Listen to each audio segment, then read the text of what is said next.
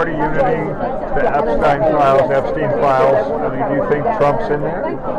Yeah, I'm sure he's in there. Yeah. Because he's the one that was telling the FBI about it. He's the one that kicked the guy out of Mar-a-Lago and then called the FBI.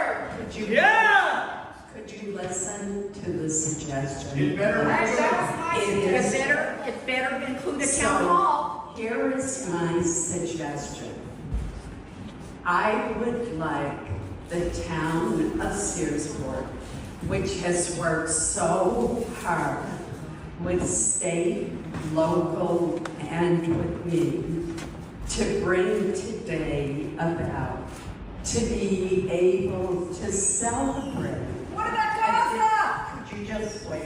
Why? Why should we wait? Why should we wait? Why? You are the president. The United States wants to be a dictator. He is trying to be a dictator. He said it multiple times this week. Today he explained why a lot of people, I think in his own head, think he should be a dictator because he's stopping all the crimes. So the line is that I'm a dictator, but I stop crime. So a lot of people say, you know, if that's the case, I'd rather have a dictator. But I'm not a dictator. I just know how to stop crime. Ah, yes, Donald Trump, tough on crime. It just depends on who's doing the crime, doesn't it? Beyond all his administration's lies and the mobilization of federal law enforcement in Los Angeles and Washington and members of the U.S. military, Donald Trump is the most unabashedly pro-criminal, pro-crime president of my lifetime. In fact, I started compiling this list of all the people that Donald Trump has pardoned or come to the aid of just since taking office in January, and it is mind-boggling. On his first day in office, Donald Trump pardoned every last one of the January 6th insurrectionists who stormed the Capitol and attempted a coup against the U.S. government on his behalf. Roughly 1,500 convicted or suspected accused criminals. They included hundreds who were handed lengthy sentences for very serious felonies, such as assaulting police with deadly weapons. Many of those rioters have had, maybe you won't be shocked to hear this, serious brushes with the law since they were pardoned. Andrew Tate is one example. He used a metal whip and bear spray to assault police officers at the Capitol. He was sentenced to 6 years after bragging about these crimes to a woman on a dating app. 2 weeks after being pardoned by Trump and freed from prison, he was arrested in Texas for soliciting a minor for sex. Then on the second day of his presidency, Donald Trump pardoned Ross Ulbricht, founder of the Silk Road and online black market for drug dealing. The guy took hundreds of millions in commissions on sales of methamphetamine, cocaine, heroin, and other opioids. I mean, you could make a case he was the biggest drug dealer in American history. He was serving 2 life sentences without the possibility of parole when Donald Trump pardoned him unconditionally. On his third day in office, Trump pardoned Washington, D.C. police officer Tara Sutton and Lieutenant Andrew Zabowski. Sutton illegally chased a 20-year-old man on a moped for 10 blocks. He struck another car and died in the crash. The two officers then tried to cover up their role in his death. They were sentenced to hard time for obstructing justice. Trump pardoned them, falsely claiming the motorist they had killed was illegal. They have since been reinstated to the D.C. police force. Trump also pardoned former Illinois Governor Rod Blagojevich, convicted on 17 counts of corruption, including an attempt that we all remember and all heard to sell off Barack Obama's former Senate seat. Trump pardoned him using the former Democrat's criminal case as a way to discount the myriad investigations, indictments, and convictions that he faced. He pardoned Brian Kelsey, a Republican former Tennessee state senator, a guy that was 2 weeks into a 21-month sentence for a campaign finance fraud when Trump pardoned him. He illegally funneled nearly $100,000 into a failed congressional campaign. In May, Trump pardoned Todd and Julie Chrisley, TV reality stars who were serving federal prison sentences for wire and bank fraud. The lavish lifestyle they flaunted on air was apparently bankrolled by fraudulent bank loans the couple hid from tax authorities. They were two of nearly 24 convicted fraudsters, thieves, and drug dealers Trump pardoned in May. Again, this is way beyond the pace of any president in my lifetime. He also pardoned Trevor Milton. He was the founder of an electric truck company. He was sentenced to federal prison for exaggerating the company's technology, up to and including a fake commercial in which they pushed an immobile model of the truck down a hill to make it look like it could really drive fast. The truck didn't actually work. Milton went to jail for it because he defrauded people. Last year, he donated $1.8 million to Donald Trump's campaign, and Trump pardoned him in March. Thanks to that pardon, Milton will not need to compensate his shareholders who lost millions. Now, that is just a partial list of Trump's pardons and commutations since he took office 7 months ago. It's a wild list. It's unlike any list I've ever seen or ever covered. He's going to lead a movement to get rid of mail-in voting and to get rid of voting machines altogether. He announced it on Truth Social. We talked about it earlier in the week. Trump does not have the legal authority to do that. States decide how to run elections, but that doesn't matter. It's just not really the point. The point is that Republican governors and legislatures in red states are probably going to be following Donald Trump's lead. The governors in the red states are not going to file lawsuits. They're not going to argue over the constitutional limits of the office of the president. They're not concerned for the millions of voters that could be disenfranchised by those changes. The impact, by the way, is obvious. Young voters and non-white voters, working class voters, people who move frequently, older folks. These are the groups that are going to be impacted by such a ruling, which will be bad for Democrats and good for Republicans. It's clear. Trump's not subtle about this. Trump is saying outright, states should act as agents of the federal government, meaning what Trump says they should do. Trump wants them to report results however he wants. Like when he told the Georgia Secretary of State, go and find me 11,000 votes. Give me a break. The fact that he is saying in public they should do his bidding and report to him, we've been desensitized. It's been normalized that this is how Trump behaves. In case there was any doubt as to the motivation behind Trump's military occupations, take note. 13 of the top 20 cities in homicide rate have Republican governors. None of these cities is Chicago. 8 of the top 10 states with the highest homicide rates are led by Republicans. None of those states is Illinois. Memphis, Tennessee, Hattiesburg, Mississippi have higher crime rates than Chicago, and yet Donald Trump is sending troops here and not there? Ask yourself why. If Donald Trump was actually serious about fighting crime in cities like Chicago, he, along with his congressional Republicans, would not be cutting over $800 million in public safety and crime prevention grants nationally, including cutting $158 million in funding to Illinois for violence prevention programs that deploy trained outreach workers to de-escalate conflict on our streets.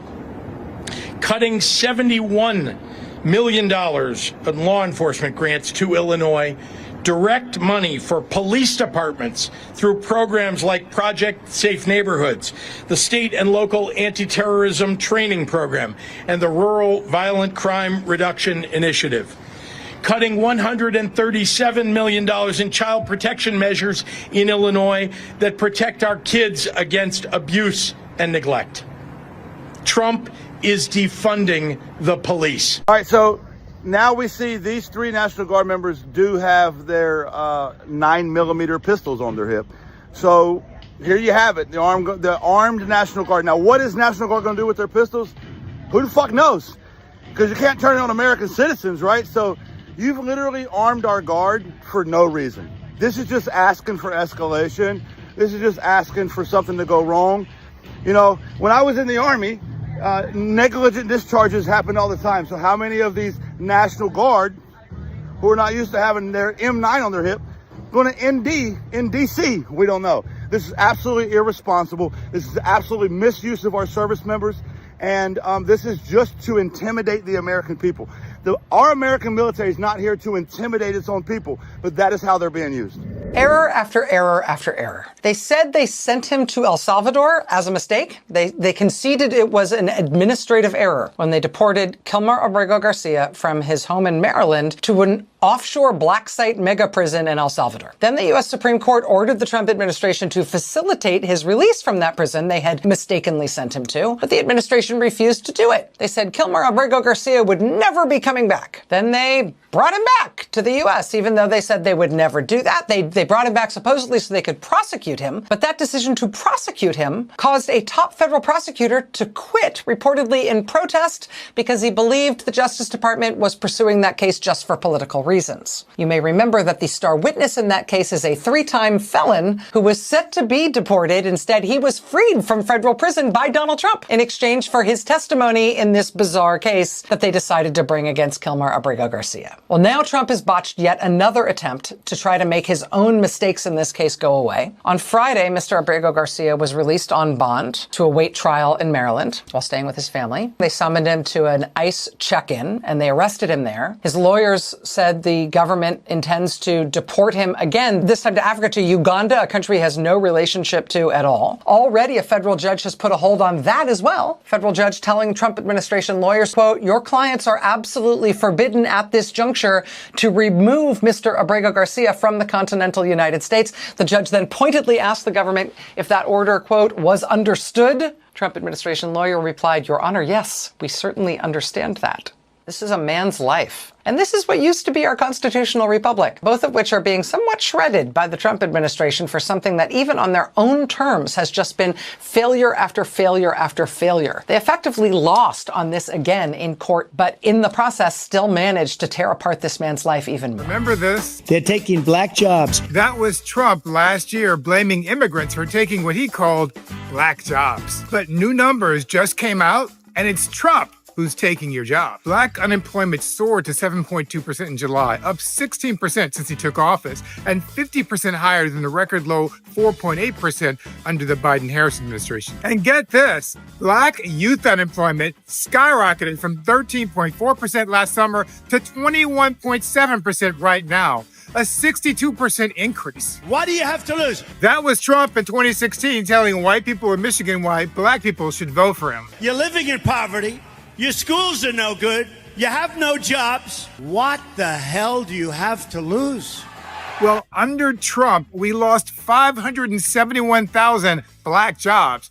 390,000 this year alone, and we're only halfway through. Just look at the average number of black jobs created per year. Biden ranks number 1, 646,000 per year. Clinton number 2, Obama number 3, and Trump dead last. Republicans love to praise job creators, but Clinton, Obama, and Biden each created more jobs individually than any Republican ever did. Clinton, almost 3 million. Obama, almost 3 million. Biden, 2.6 million in just 4 years. This is the pattern. Democrat Clinton creates jobs, Republican Bush crashes the economy, black people lose jobs. Democrat Obama creates jobs, Republican Trump crashes the economy, black people lose jobs. Democrat Biden creates jobs, Republican Trump comes back, cuts thousands of federal jobs, which disproportionately hurts black workers and black women, slashes healthcare, cuts taxes for the rich, and again, black people lose jobs. They're eating the dogs, the people that came in. They're eating the cats. He distracts with chaos, but the facts speak for themselves. The worst black unemployment rate in modern history,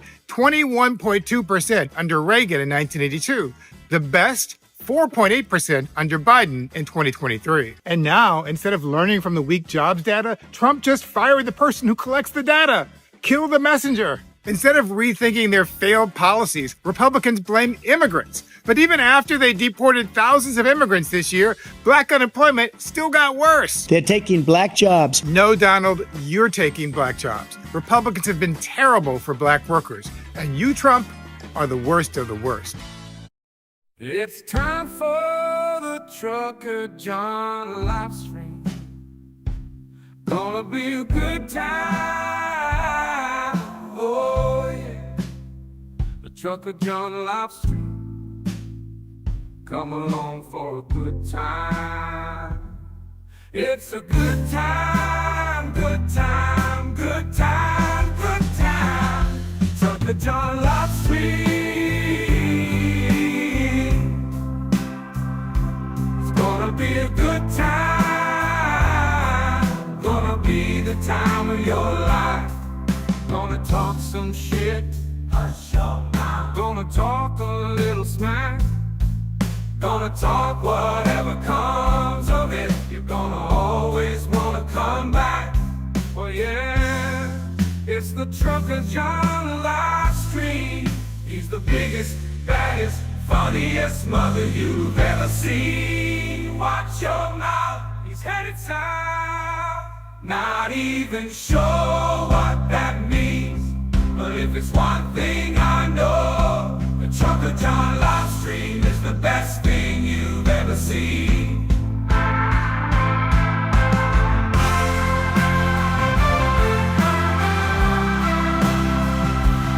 And now, ladies and gentlemen, the moment you've been waiting for. Trucker John.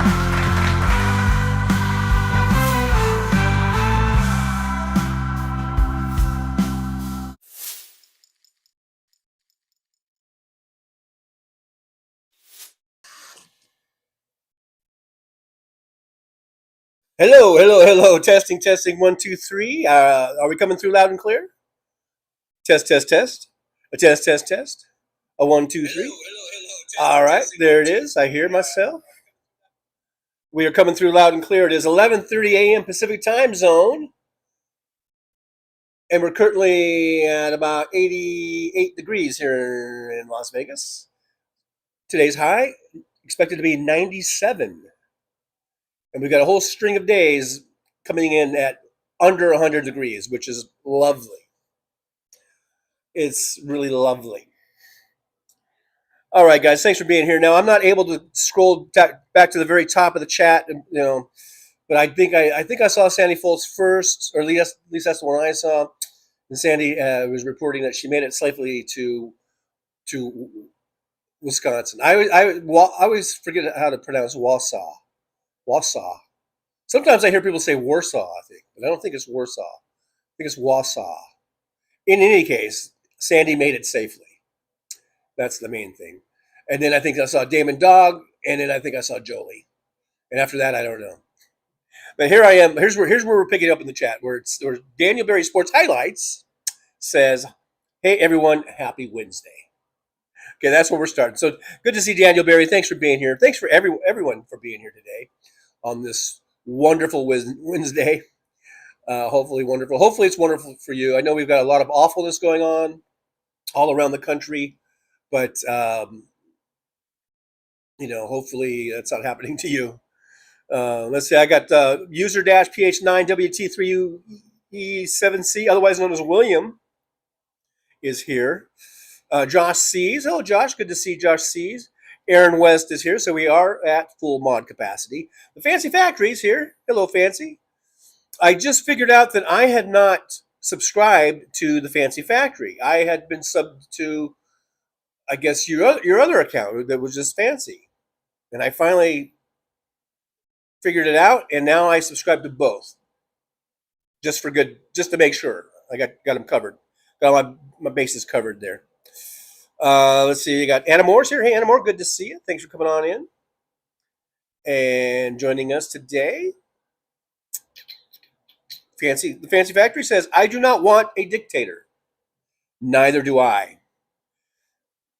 And I don't think even the maggots do, even though some people say, yeah, there are studies, they want to be led by the strong man or whatever. But I think most people, even most Republicans, don't really want a dictator. What they want is they want a leader that shares their values of racism and misogyny and of hate towards anyone that's different than them. That's what they want. And so as long as it's not directed at them, then they're just fine and dandy with it. But the thing is, once you get a dictator, no one is really safe.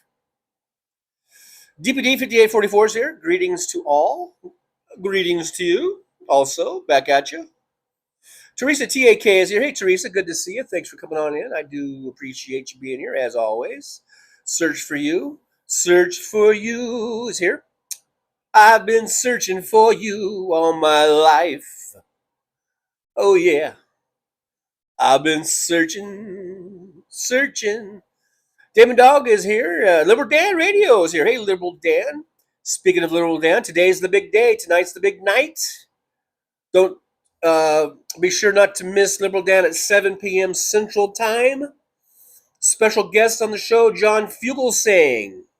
I'm excited. I can only imagine how excited Liberal Dan is. So, yeah, I can't wait for that. 7 p.m. tonight, Liberal Dan, right here on YouTube.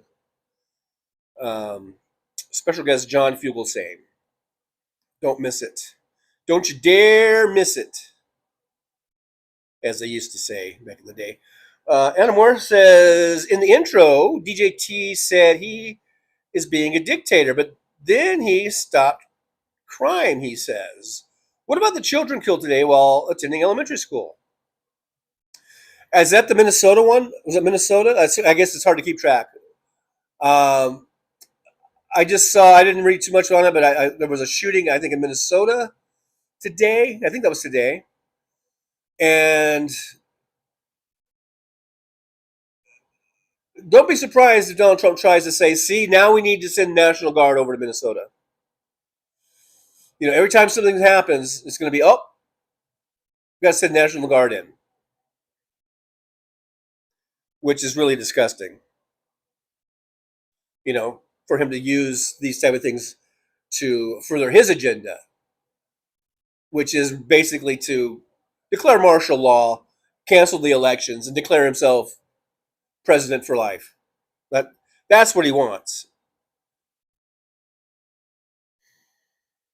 Nick Rich is here, like number 16. We got 30 watching, 29 thumbs ups. Guys, do you want to be compared to being a Republican?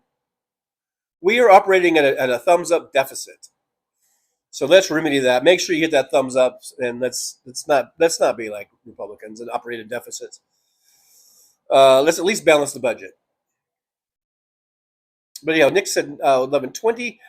I'm only 16 minutes behind the most recent posted chat post thingy.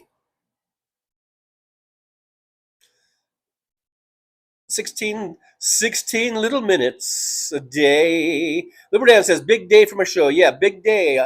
Like I said, I'm excited. I can only imagine how excited Liberal Dan is. I hope you have all your questions all ready to go and lined up and, boom, boom, boom. Sharky's here. Sharky 1962. Sharky says, hi there, TJ and the truckers. Another sad day of gun violence in America. Trump's a crook. We all know it. Yeah, Sharky from across the pond, by the way. Looking at Americans and just shaking his head, going, what the fuck is going on over there? What are you guys doing? And I don't blame you for that, for wondering and shaking your head. Search for you reminds us, Epstein. Have you seen my Epstein files? They gotta be laying around here somewhere. Where'd I leave them Epstein files? Did I leave them in the shitter? No, you didn't. Oh, what am I doing? There's a Broadway play going on in here. For crying out loud. Trucker John goes to Broadway. Hey, Trump, where'd you leave your Epstein files? I think I left them in the shitter. And scene. Mr. Spock is here. Good, live long and prosper. I don't know where I was going with that. It was like, good day to you, Mr. Spock. How's the chickens? I hope, well, no. Robert Perez is here. Good morning, Robert Perez. Good to see you from down San Diego way. Hope you and the grandkids are doing well. Hope they're not driving you too crazy. Just remember, they grow up quick.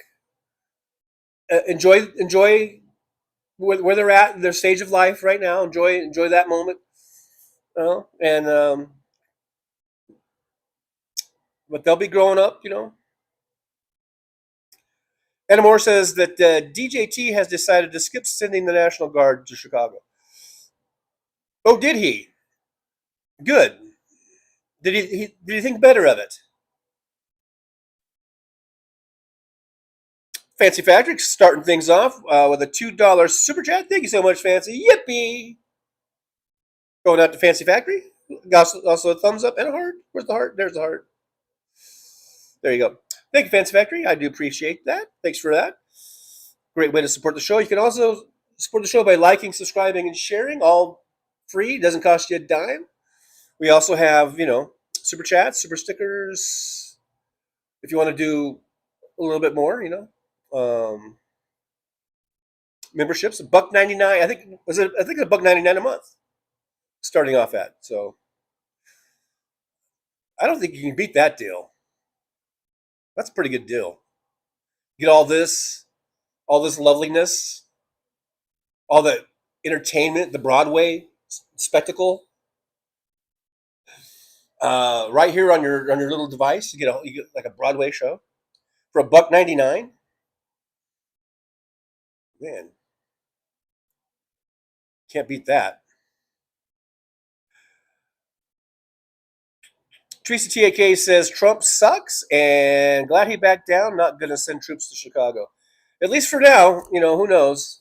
He might have. Maybe he pulled them up and is going to send them to Minnesota now. I don't know.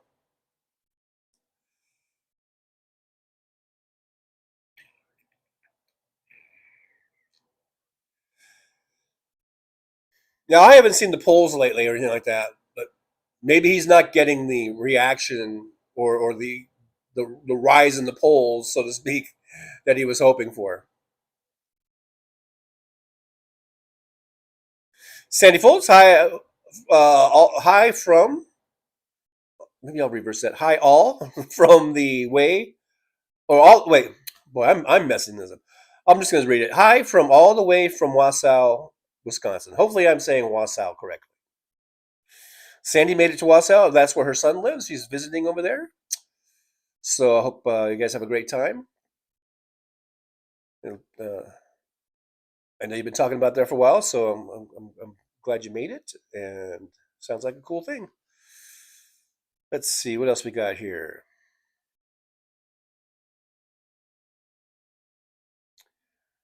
Nick Rich, they're eating the files, they're eating the tapes, they're eating the lists of the people that went there.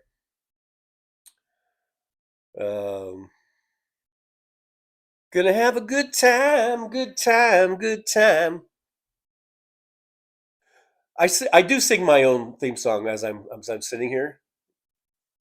I am actually singing it, singing my own thing. It's kind of weird, like the song's about me, and so I feel kind of weird singing it, but I do anyhow. I just can't help it. I can't help myself. I can't help myself. I just can't. William says, this is the only place where I'm having trouble with my username. I'll tell you why. I think I signed up, a while ago to be one of their beta users or whatever, or whenever they want to trot out new stuff. I agreed to do that. I kind of forgot about it until just now, I guess. And so probably the only ones you see, I think I saw it on was Schechter's, whatever. I think it's happening on his channel. So it's a few. So whoever signed, whoever, because YouTube sends you like they'll send out emails or whatever, and they'll say, hey, do you want to be one of the channels or whatever that creators or whatever that that will try out these new things, and I think I just checked yes. Apparently I did. This is a while ago, so I think that's why I'm one of the only ones. Apparently not everyone checks that box. They don't want to be like guinea pigs or something. So maybe I should try to find if I can uncheck that or something. It might be too late for this little experiment, though. I don't know. Nick Rich 11:30. So I am 13 minutes behind the latest, most recent post in the chat, I believe. Luck Dragon's here. Hey, Luck Dragon says, Damon Dog, do you even know what's sadder than that? Oh, I'm mid-thread. I am mid-thread because I don't know what is sadder than what. He says, every time I see another one of my television, I have to get that stupid DJ Khalid song in my head. None of that made sense to me. I'm mid-thread. That's what I get for reading a mid-thread post. Because I don't know. Nick Rich says, how far behind will John be when he reads this comment? Probably about 13 or 14 minutes behind. I'm guessing. That's my estimate. Job C says it's 68 in Savannah, New York, and I have a mild hangover. All righty then. What'd you do last night? Well, you were drinking. You were drinking, man. Apparently.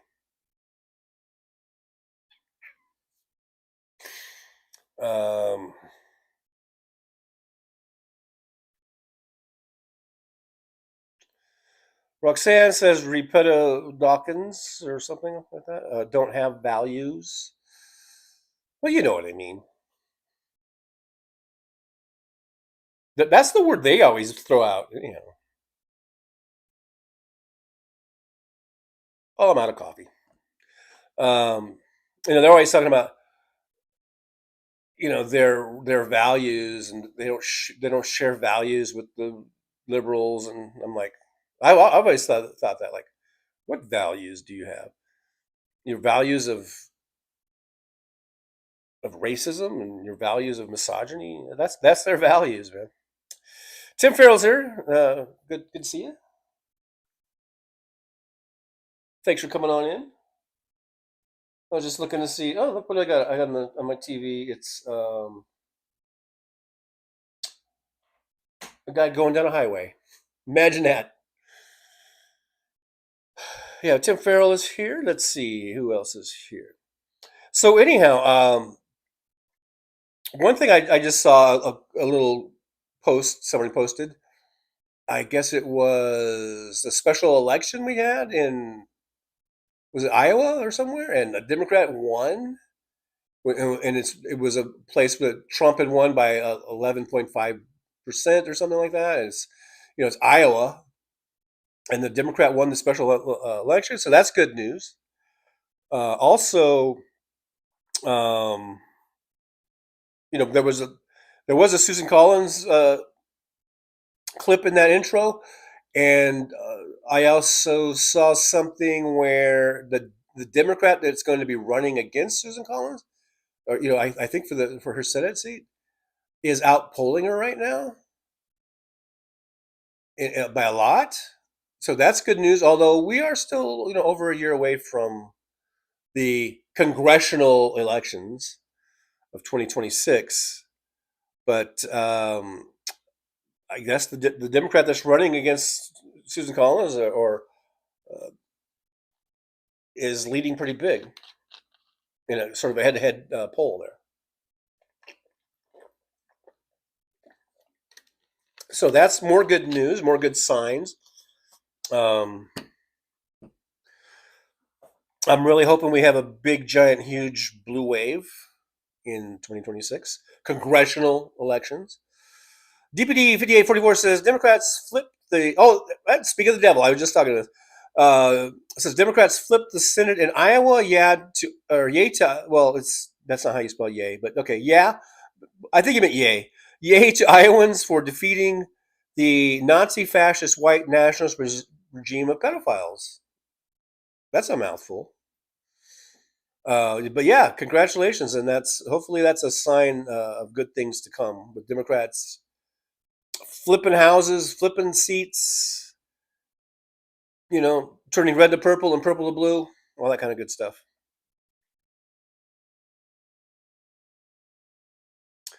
Nick Rich says seeing Ficus today was a treat. You know what? I don't really like Ficus, if you want to know the truth. I always thought when Hal first started doing Ficus, that Ficus was like a maggot. He was a maggot. So I don't know why people like him so much.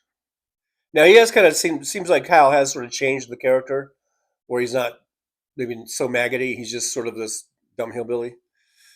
But I don't know. I guess you like what you like.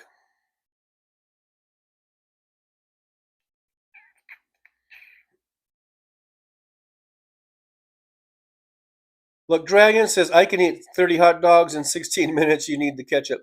Okay, well, why do I need to catch up? Then if I catch up, the show is basically over. So I don't know why I need to catch up. I know it's a joke, ketchup and hot dogs and shit, but I don't know why I need to catch up. Roxanne says, Damon Dog, ugh, yeah, but we are strong and have a plan to see each other again. Oh, did Jen leave this time? I'm going to Portland. I'm so excited. I must be mid-thread, so apparently the little your time there has come to an end, unfortunately, and it's Jen had to go back home. But Roxanne, being the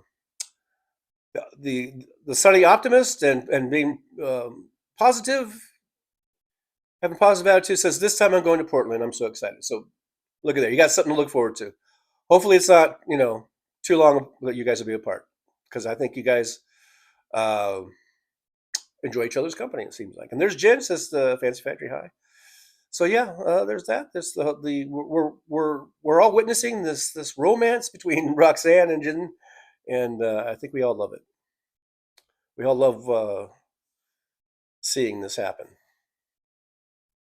Let's see who else we got in here. We got Nick Rich. I inquired about the @ being used in live streams. Get used to it. Kevin Anderson, sup dog. I guess talking to Damon Dog. Walter Makarovich is in the old chat room. Hello, Walter. Good to see you. Walter says, good morning, Trucker John. Very good information clips put together in your introduction. Keep up the good work. Oh, well, thank you there, Walter. I do thank you for that. And I think it is, it's good to get the stuff out there, even if it's only 31 people watching. Eventually with the replays and everything, maybe we'll have 100 or 200 people look at it, and maybe they'll see something that they hadn't seen before. And so, that's really all I can hope for, I guess.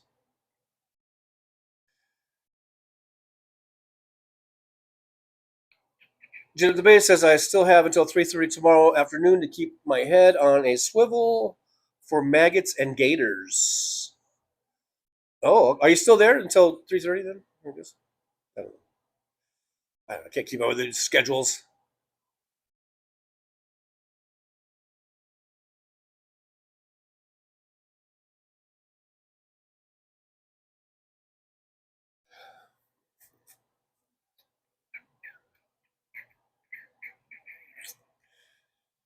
Roxanne says, Jen of the Bays, don't act like I left you hanging with flour. I bought you a bunch. You smoke a ton, laughing out loud. Uh-oh. Lug Dragon says, I know a lot of people in Oregon who grow weed. Do you? I don't know. Do you? Do you need a number or something? See, now that's where the question mark is appropriate. In that first sentence, I don't believe it is. Because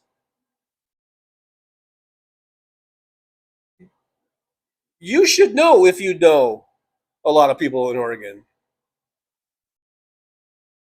Sharky says, hey, TJ, what's going on with the canoes? Have you been on the water? Oh, you're talking about the picture? Oh, no, that was an old picture of me standing in front of like Cabela's or something. That picture is actually from about, 3 or 4 years ago. That's when I bought that chair, the chair that I just threw away, that camping chair. That's where I bought the camping chair. Was right there, and that was in Washington, I think, right? There's I guess it's Cabela's right off I-5. MJ Daniel might know where I'm talking about. Right off Interstate 5, somewhere around Olympia, and they also have truck parking there. So sometimes I would park there because they're not too far from there. I think is it Lowe's Distribution Center?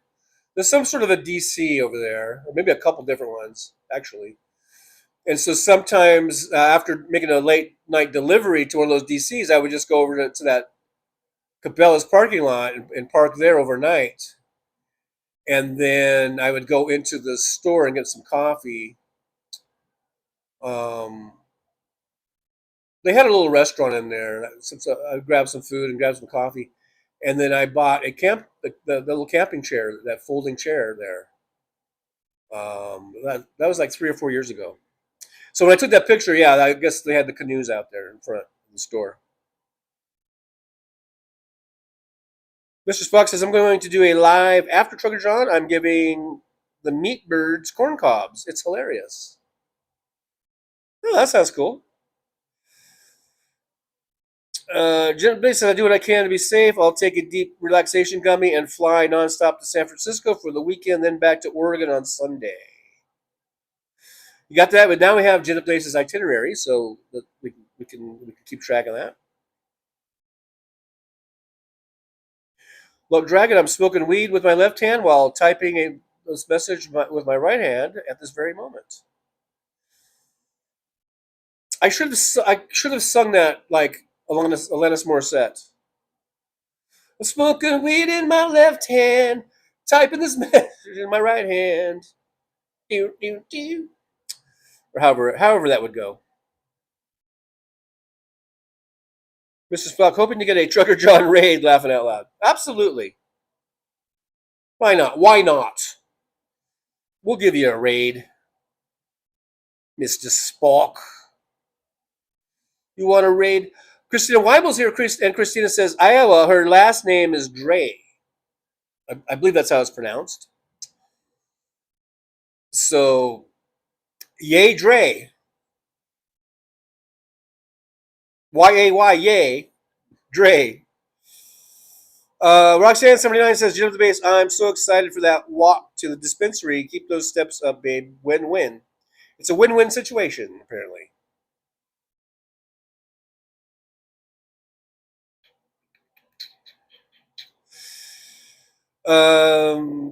I guess, am I not seeing Damon Dogs? Did I block Damon Dog? I keep seeing Jen.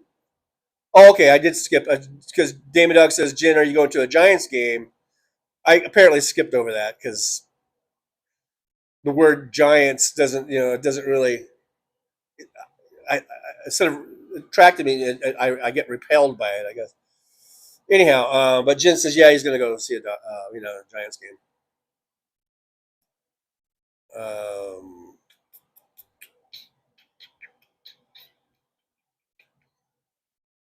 Josh says, is this a WeChat day? I think every day is a WeChat day with you guys.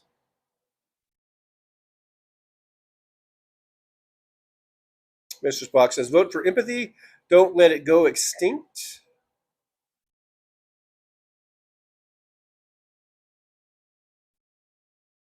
Empathy is a good thing. It's a very, very good thing. I think that may have been the main message of the new Superman movie. You know what I mean? Has anyone in this chat seen the Superman movie? I have a feeling that almost no one has. I have a feeling that almost no one in my chat goes to the movies. For whatever reason. You guys are a bunch of homebodies or something. Or, I don't know.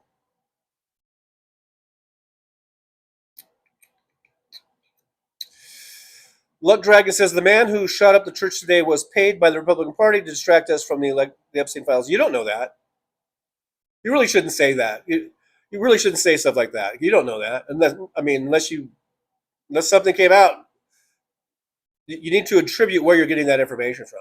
You really shouldn't spread rumors like that. We don't know. We have, we really shouldn't do that.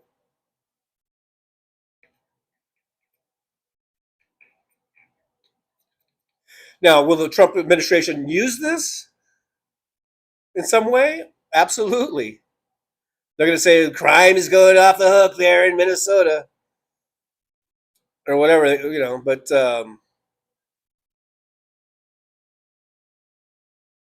I doubt anything has come out as to the motives of the shooter.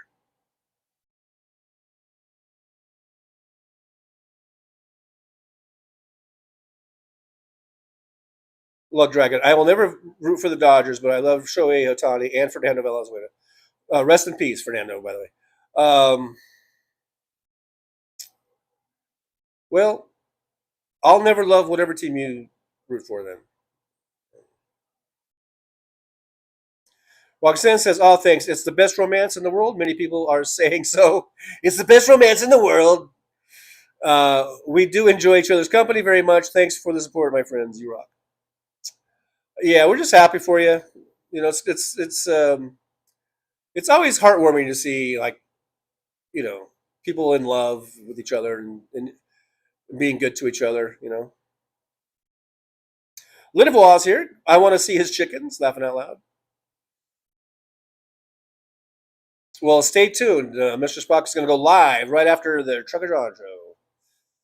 Mr. Spock says, my lives are chickens with political inferences.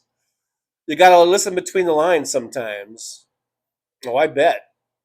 There's a lot of,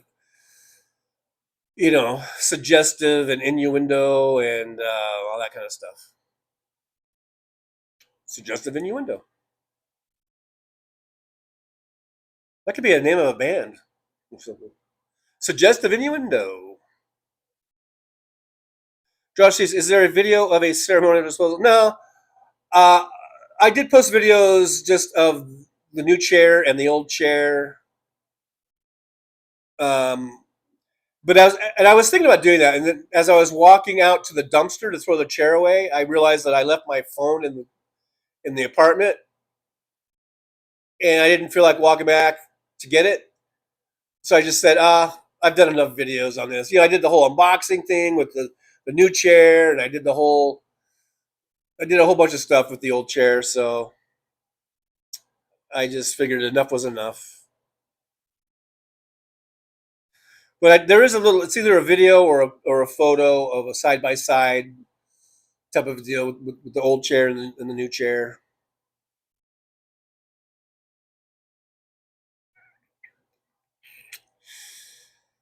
Luck Dragon, I spent one summer in Oregon before my uncle moved to Florida. Moved to Florida, but during that summer we camped and I saw E.T. with 1,000 people waiting in line. Wow. Yeah, the days of the big blockbuster.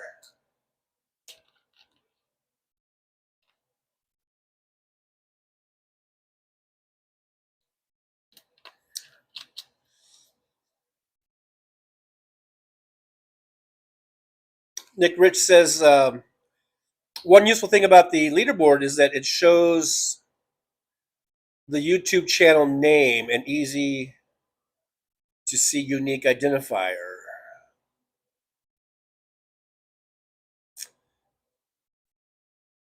Another easy way, well, I don't know, let's look at the screen. It says Trucker John Livestream right there.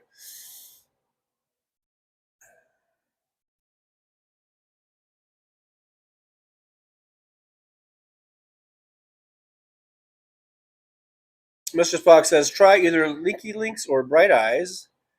Either will bring up my video. Lindevois says, yay, I found him. Had to add chickens to Mr. Spock. Damon Dog says, "Stop skipping me, John. I often say some very prophetic shit." All right. Michael McAndrews is here. Never. Just says never. I guess I'm mid-thread or something. I don't know. Blood Dragon 1983? 84? Doesn't matter. See, I'm mid-thread now. Now I don't know. Was that for, about the ET? The year of the ET? Something like that. See, now I don't remember what it said. Mr. Fox says, yep, 100% TJ, and I don't even remember what that was about. Josh says, TJ isn't very far behind today. We need to send him on a tangent. Yeah, I'm going to catch up, and then the show will be over. So, got to send me on a tangent. Search for You says, I go to the movies, but not for Superman. Come on, you got to see Superman, man. Superman is Superman. You know, it's iconic. It's an iconic character. It's an iconic story. Nick Rich says, I haven't been to the movie theater since 1985. I know, Nick. Nick, 40 fucking years. Nick has not been in the theater in 40 fucking years, man.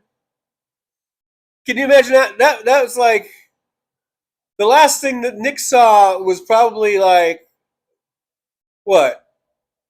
Fucking Top Gun or something. I don't even know. What came out in 85 that was good or not good. I guess whatever.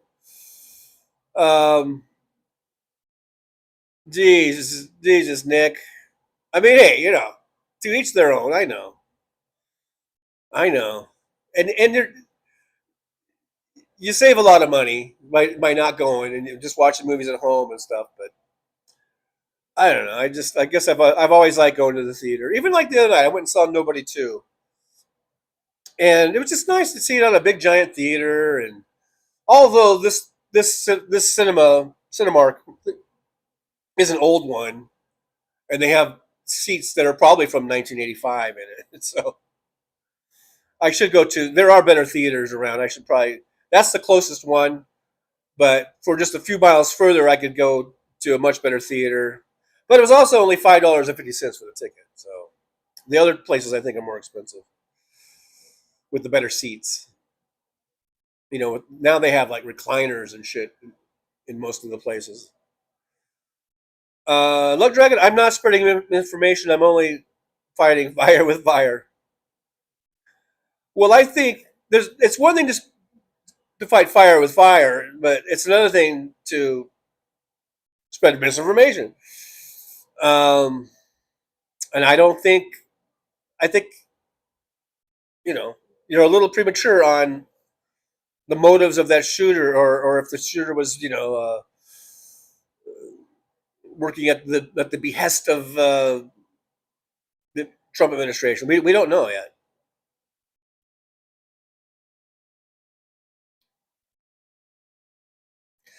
Roxanne79 says, I can't remember the last time I went to the movies or even watched one. Probably 12 years. Wow, 12 years. So what was got 12 years ago? Was that about 2013? Probably what came out in 2013 was any good. Probably one of the Spider-Man movies or something. I don't know. Josh She says, last time I went to a movie, it was some damn 3D thing, and I got a headache. Never going back. Well, you don't have to go to 3D movies, and if they give you a hard time, they really don't have. That was sort of a phase for a while. All these 3D movies, they really don't do them that many anymore. You know, if you like race car driving, and if you like Formula One, I don't know why I'm giving Formula One sort of a little bit of a southern twang there. Cause that should be NASCAR. If I was talking NASCAR, then that'd be appropriate. But for F1, I don't know. Give them some sort of European accent, perhaps. I don't know.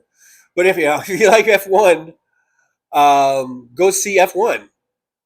That was a really good movie. That was Brad Pitt movie. I liked it. I enjoyed it, and I think that was really good seeing it on the big screen. That's the kind of movie you'd probably want to see on a big screen. You know, and I know some people. You know, you can get a 75-inch flat screen, Dolby surround sound with your own cinema couch and cup holders, and you don't have to do that. But most of it, I don't know if a lot of us have that. So it's nice to go to the big theater, if, just for something to do. Don't worry about the money if you can afford it. I know we're all strapped for cash, but I mean, if you do spend money on it, that's your entertainment budget. That's part of your if you have an entertainment budget, so you go and you spend a few bucks at the movies, and it's just whatever. It's to each their own. But if you like F1 and race cars, it might not even be in the theater now. I went and saw it, and was it 2 weeks ago? 2 weekends ago, and because I figured it's not going to be in the theaters much longer. I'm not sure if it's still in the theater or not, actually. So you may have missed, that may be a missed opportunity, actually, now that I think about it. Michael McAndrews, I watched the movie one time.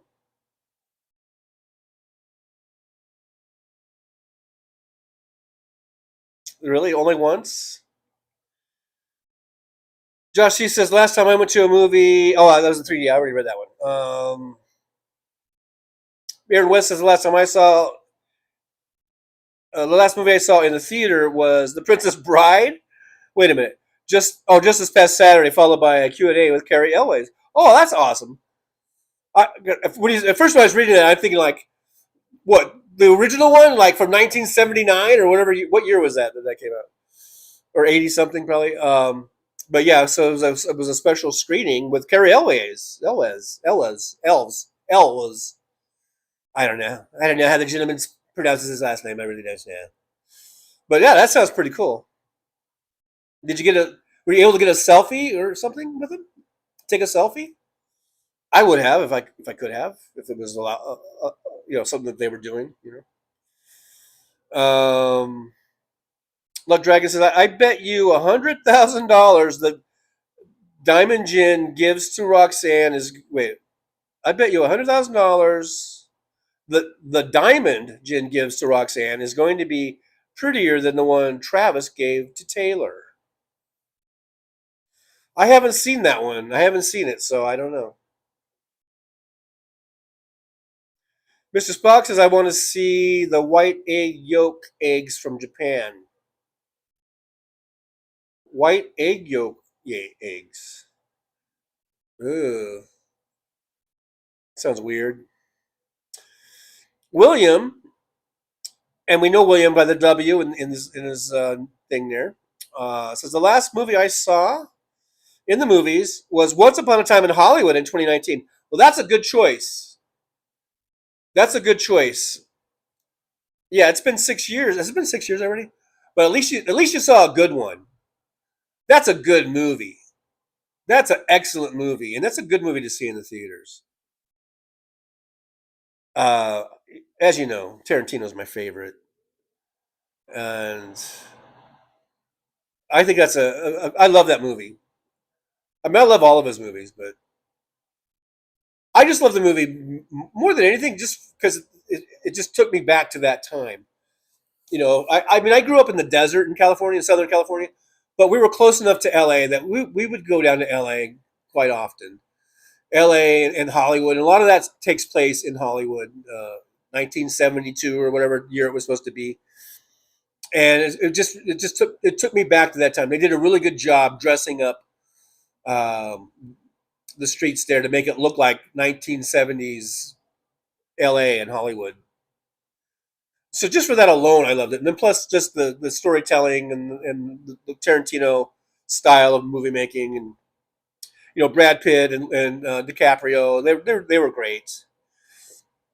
Margot Robbie was great,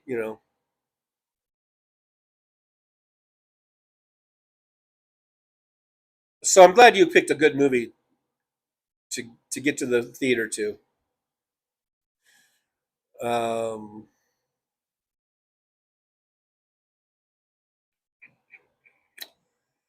Luck Dragon says, me and my girlfriend Laura have been together for longer than both of our first marriages combined. We are so married beyond paper that we already burned that contract. Well, I'm glad you guys are happy and things are going good. I'm happy for you. Roxanne, I'm more into Batman than Superman. Me too, absolutely. You know, but that doesn't mean that I'm not going to see a Superman movie. Just because I like Batman better. Nick Rich, The Right Stuff. Was that the last movie you saw? Well, at least that was a good one. The Right Stuff is a fucking great movie. That's an awesome movie. And that's a good one to see. That's a good one to see in the theater. Aaron West, Back to the Future came out in '85. Oh, there you go. Did you see Back to the Future, Nick? I hope you did. Now the thing is, you might not have seen all the sequels in the theater. I guess you could rent. You probably watch them at home. But now here's a recommend. I used to have a bunch of my shit got stolen. I used to have the CD collection. I mean the CD DVD or the CDs. Yeah, or DVDs. Wait. Oh, DVDs. Yeah, CDs are music. DVDs are movies. So I had the DVDs of all the Back to the Future trilogy, and I used to watch them all the time. And then that gets to the point where you watch them so much, then I decided to watch them in reverse order, just for shits and giggles. And what I found was it was kind of interesting to watch like the third one first, and then the second one will always be second, and then watch the first one, and it kind of, as you're watching it, it still all fits together, and it's really kind of amazing how. I mean, you should watch it for the first time or the first 15 times, like I did, in the proper order. But then you watch it in reverse order. I'm not saying in reverse, like like it's backward, but I mean in reverse order. You watch the third one first, and then the second one, and then the first one, and it's kind of cool how it's still. You can see how everything still fits together. The story still fits together because you know the story. That's why I say for the first time you probably shouldn't do that. But if you've watched those movies a few times, watch them in reverse order, and it's like, wow, this still holds this story. The whole storyline still it fits.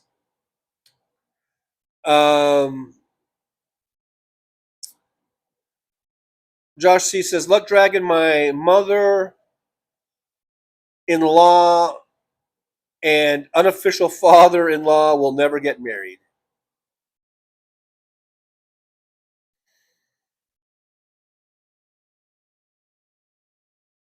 Look, Dragon says, "With that being said, I still want to marry her." Wow, really? Well,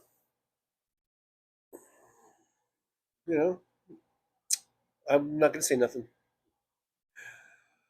Sharky says, "Who is this Superman? Rest in peace, Terrence Stamp." Yeah, Terrence Stamp just died the other day, and he was in like the Christopher Reeves Superman, the first ones,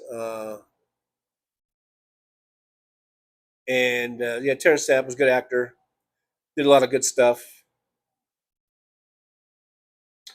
There's the link. Jolie's posted the link for Mr. Spock.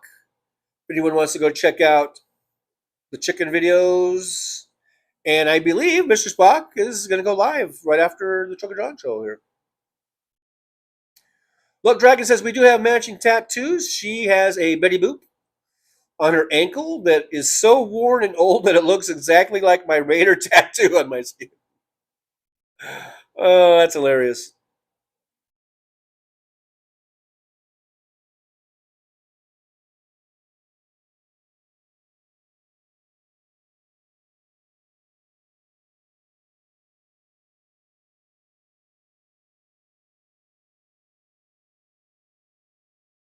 Bob LeBlanc says, I heard that Truck Stop Shower Talk podcast has big comedy couches. Hi, y'all. I mean, did I say comedy? Has big comfy couches. I heard that Truck Stop Shower Talk podcast. I've never heard of Truck Shower Talk podcast. So I don't know if they have big comfy couches. Never heard of it. Josh says Formula One is way cooler than NASCAR. That's your opinion, and you're sticking to it. Mr. Fox says perfect. A feed ABD hood to go.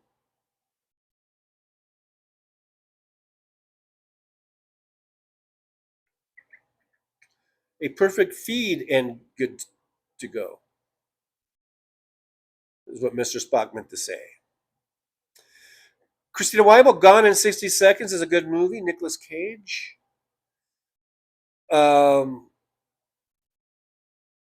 I think I saw that. I think that was a remake. I think wasn't the original, like, what was that guy's name? Was it? Wait, who did Gone in 60 Seconds? Who did the original? I think I like the original better. And I think I did see the Nicolas Cage one probably one time when it first came out. And I thought it was okay.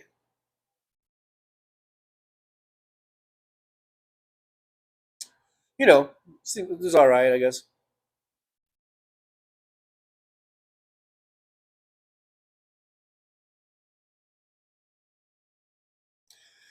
Sharky says, I saw The Omen and the follow-up Damon in the cinema. Frightened the shit out of me. Yeah, those were scary movies. Those were scary movies. They're creepy, really creepy. Creepy, scary movies. Michael McAndrews, where is NASCAR? Where is Formula One? They're on a track, on a racetrack somewhere. You see this chair, you got swivels, and I'm just sitting here swiveling. I hope that's okay.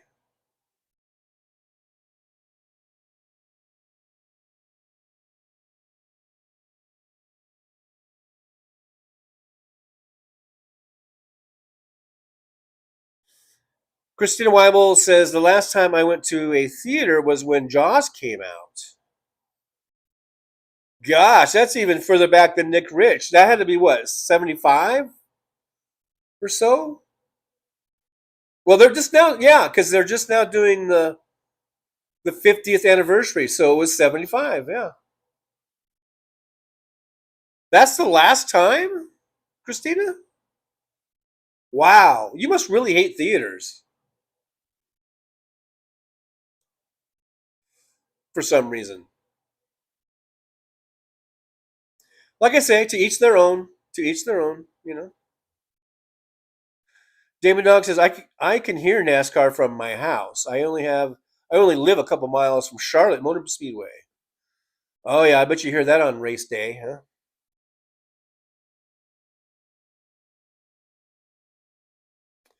DPD 5844 says, or you could rent the movie and enjoy it in the comfort of your own home. Well, I do that too. I mean, I used to rent. I don't rent anymore. I mean, like the old, Blockbuster Video. But yeah, I mean, these things aren't mutually exclusive. I've gone to movies, many times, but I was also renting movies. Going back to the VHS days and then the DVD days, and I was getting Redbox video out of the vending machine. That was pretty cool, especially when I was on the road. I was getting Netflix when they used to send them to remember they would send DVDs to you in the mail and you would mail them back. Yeah, I've done all that, but they're not mutually exclusive. Just because you can watch in the comfort of your home, and that's great. It's a great thing. It's a fun thing. It's a fun evening. You can have a fun evening, or if you're just by yourself, you just want to watch a movie, and that's fine.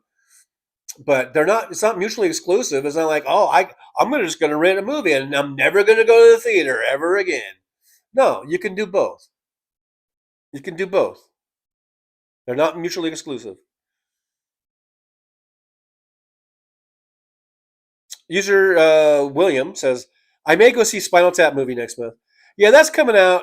I know there's a lot of Spinal Tap fans, really big fans of Spinal Tap. This is Spinal Tap.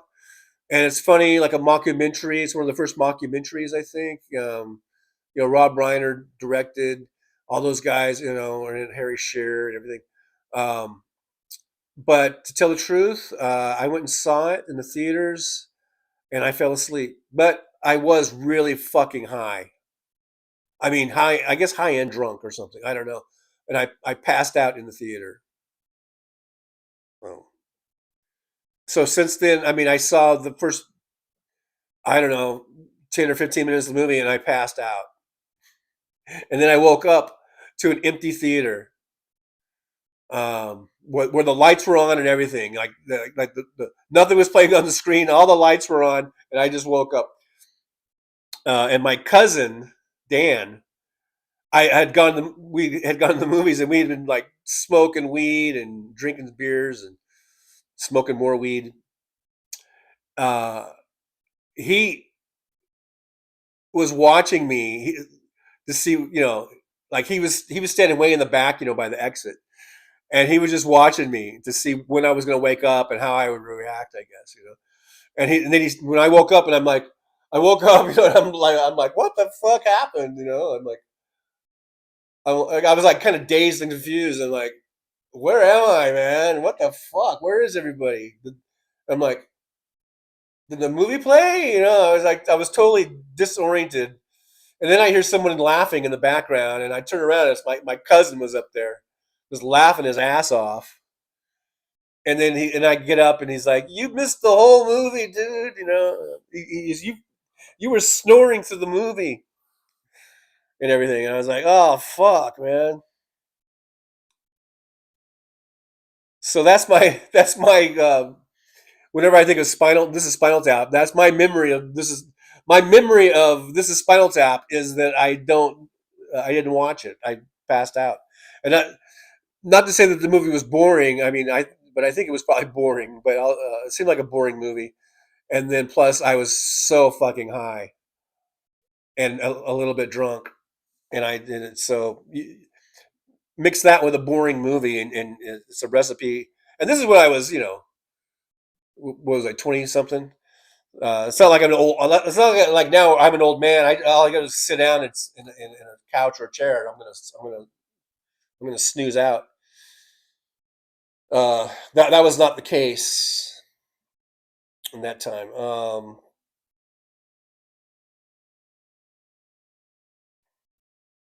Sharky says, I went to see Life of Brian to get over the Omen. It worked. Yeah. A little, way to get over that. Yeah, go see some Monty Python.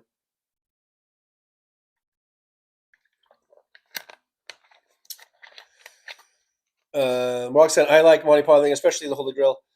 Now, a couple of years ago, they were, how some of the theaters, they've been playing like old movies and screening like old movies. And I think it was the Holy Grail I saw in the theater a couple, 2, 3. I think I was still driving, so it has to be at least probably like 3 years ago.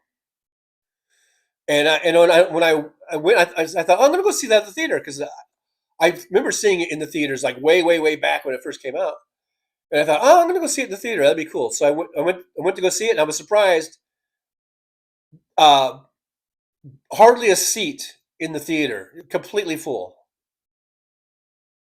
They were getting more people for that than for any of the new movies. And you go to a new movie these days, and there's plenty of seating, unless maybe it's the first night of Superman or some big movie like that. But most movies, there's really no problem with seating. I went to go see that Holy Grail just like 3 years ago in the theater, and it was a packed house.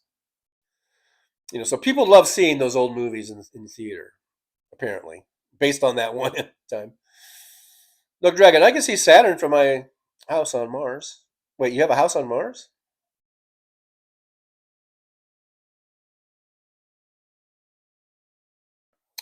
Mr. Spock says the meaning of life is the best movie, nonstop laughing.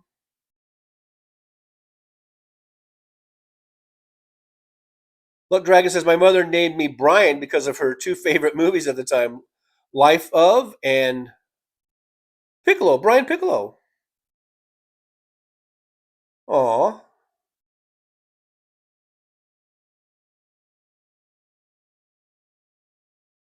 Sharky, One Flew Over the Cuckoo's Nest. That was a good movie. That was very good. Mr. Spock says the last movie I saw in the theater was a David Lynch documentary. Seen it with my daughter. That must have been titillating. David Lynch documentary. Oof. Your daughter's like, Dad, you're just too much fun. Just too much fun to be around. See, now that's something I would see at home.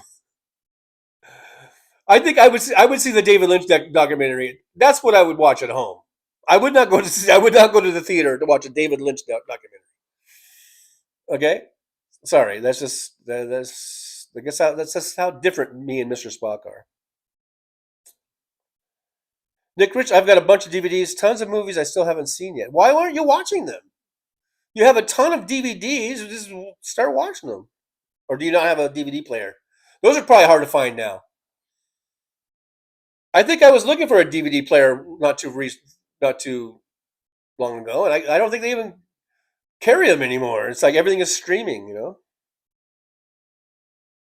You probably got a special order one, or go to find one at Goodwill or something.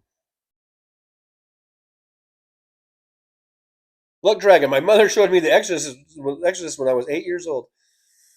The Exorcist. I didn't see it when it came out because I think it was rated X, or no, I don't know, but I mean, they wouldn't let you in, man,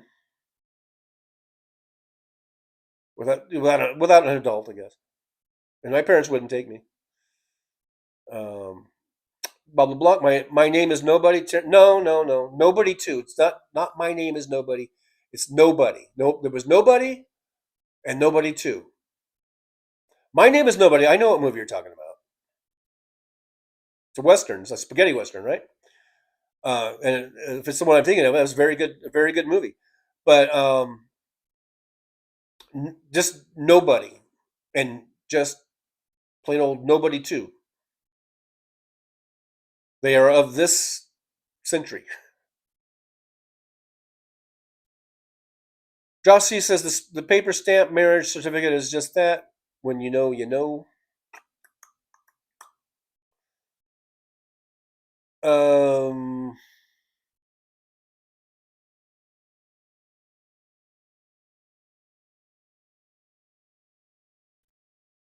DPD 5844 says the last movie we saw was Mission Impossible Final Reckoning, which was out of this world. I hate it's the final. You know what? I didn't see it, and I heard it was good. I don't know. It's probably not playing in the theater anymore, huh? I wish I would have seen that. It might still be. I don't know. I'll have to look around. Nick Rich says, I like the quick vid of Rehearsal Johns all the way from space. Yeah, those little things, those are all from this AI app that I have that I've been using lately. And so I just stuck that in there. I thought it'd be kind of cool.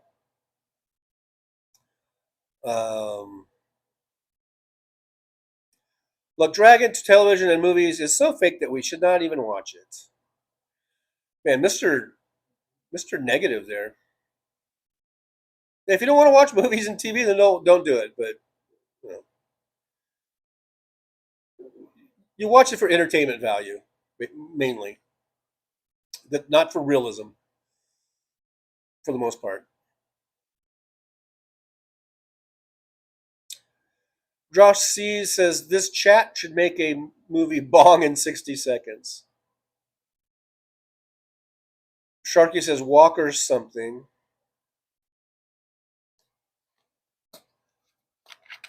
I don't know what that was about.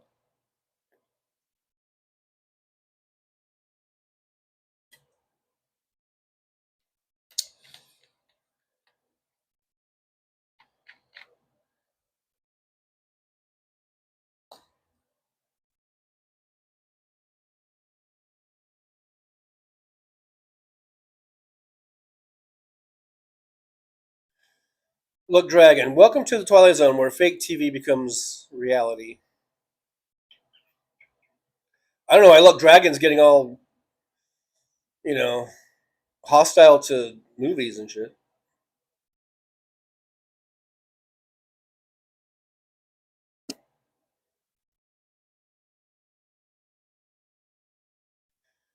Look, Dragon says if you think that the '80s movies didn't predict the future, then welcome to the '90s. Clueless or in Clueless? And welcome to the '90s. Clueless. Christina Weibel says my dad took me, and I'll never get over the head popping out of the boat or the water. That's the part that I jumped at. That was the part that I told this story, but when this was probably 3 or 4 years after the movie had come out, and I never had seen the movie. We're talking about Jaws, right? And so I was down in Laguna, we're on a Laguna Beach, and then with a friend of mine, and we were down there. We spent a day at the beach, and then we were. I don't know if we were driving home or we're just driving around. We ended up in Costa Mesa, which is just off the coast there, just off of Laguna, and there was a theater playing Jaws, the movie Jaws. I saw like on the marquee, Jaws, and as we're driving by, I go, "Oh, Jaws is playing." I go, "I've never seen Jaws," and my friend, she's like, "What? You've never seen Jaws?" She's, "Let's go see it. Turn this car around. Let's go. You're going to see Jaws." And I was like, "All right." So we went and saw Jaws, and we're watching the movie, and I remember, in retrospect, I kind of remember seeing Julie just looking like through the side of my eye, like I remember she was just watching me more than she was watching the movie, I think. But anyhow, so I'm watching the movie, and that one part comes out where the head comes out, and then and I jumped. And then that's all she was waiting for. And she just started laughing and laughing. And she's like, I don't know, she says, I knew that would get you, So anyhow, yeah, that's my Jaws story. Oh yeah, by the way, speaking of which, I always forget, got to put that up. Post this every day. Epstein survivors will be having a press conference on September 3rd. Details and link. The news conference is still scheduled to take place at House Triangle in Washington, D.C., 10:30 a.m. Eastern Time, September 3rd. Okay, there's that.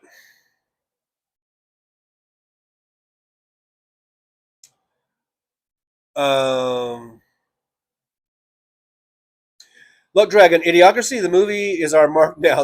That's the bar. Yeah, if there's any movie you want to point out as being prophetic, Idiocracy might be the one.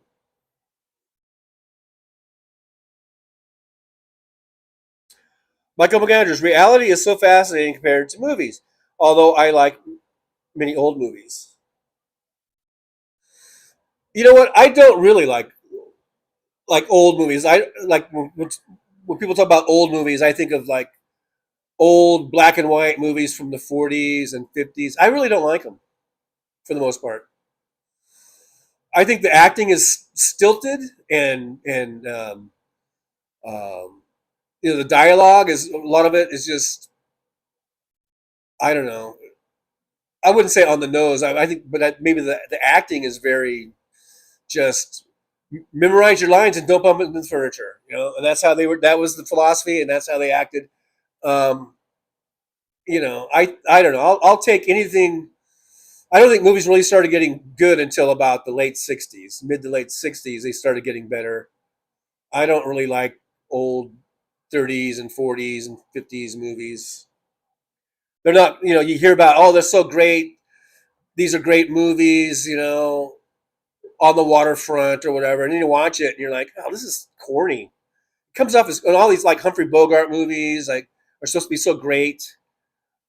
It's corny and kind of ridiculous, I don't really like old movies. That era. I mean, for me, someone would say, especially if you're younger, a 1968 movie, that's an old movie. But when I think of old movies, I'm thinking of the old black and whites or even some in color. from the 40s and 50s and stuff like that. You know, but for the most part, I really don't see what's so great about some of these movies that are highly, you know, lauded, you know, as being great movies. You know, and then they watch it, and you're like, what was so great about that? It was really corny dialogue and corny bullshit. You know, I guess I don't like corny. I said corny with a C, by the way.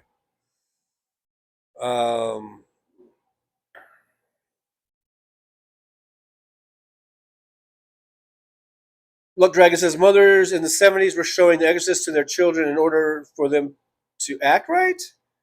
It's not that hard.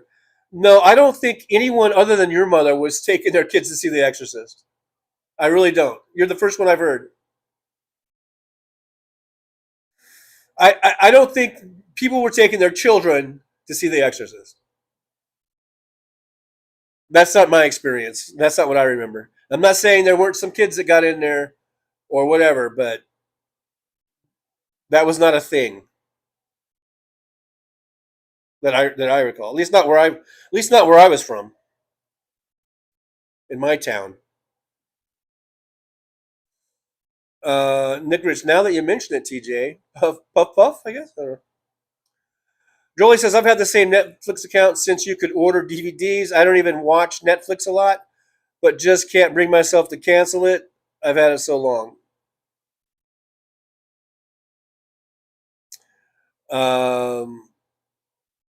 Look, Dragon says, how come you didn't say thank you for me defending you from zombies invading your house? Will you talk? I don't know. I might be mid-thread on that. I don't know who you're talking to. Aaron West says, I watched Queer as Folk for the first time on DVDs from Netflix. I've never watched Queer as Folk. I remember Queer as Folk. I think, wasn't that Showtime or something? I don't know. But I remember it was a big hit. I mean, I knew of the show when it was original. I remember it was it was a really big hit because it was addressing, you know, queer folks for the first time, where a show was dedicated to not just having a gay character, but the whole show was about gay characters. All the main characters were gay, and that was kind of a first. And it was critically acclaimed, and it was, I think it got really good ratings for viewership, and I think they were winning. I think they won some Emmys and shit, right? But I never saw it because I think it was on Showtime, and I think you had to subscribe to it. You know, it was a pay channel, right? And so we never had that on our thing, on our package. And I think I was also working graveyard shift at the time at the post office, so I really didn't, you know,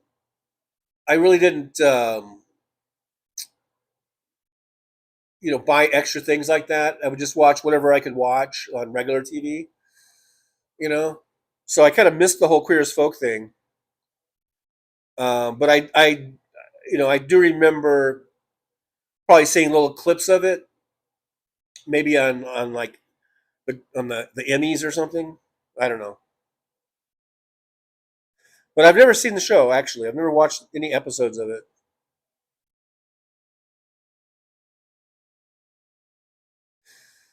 What about is here says you're not old yet, Trucker John. Oh, yes, I am.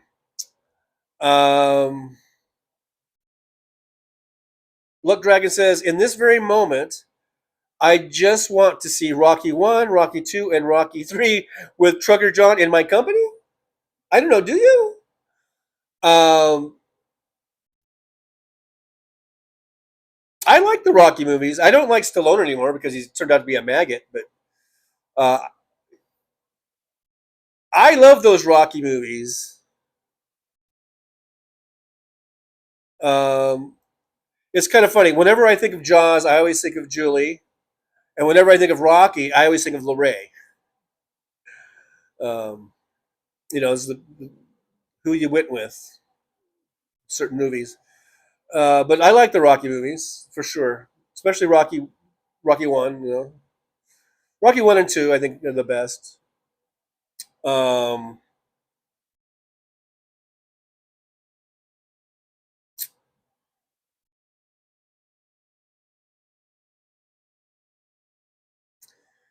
What About says one of my favorites is The Fifth Element. I really like that movie, but I gotta tell you, it's only because of the chick. And I like Bruce Willis. I like. And then what's his name? Chris Tucker. He was funny. But I like Bruce. But what was her name? Mila Jovovich. She was really hot and sexy. Truth be told, that's why I really like the movie. Aaron West, I still have a VCR. It's good to have if you have some VHS tapes laying around.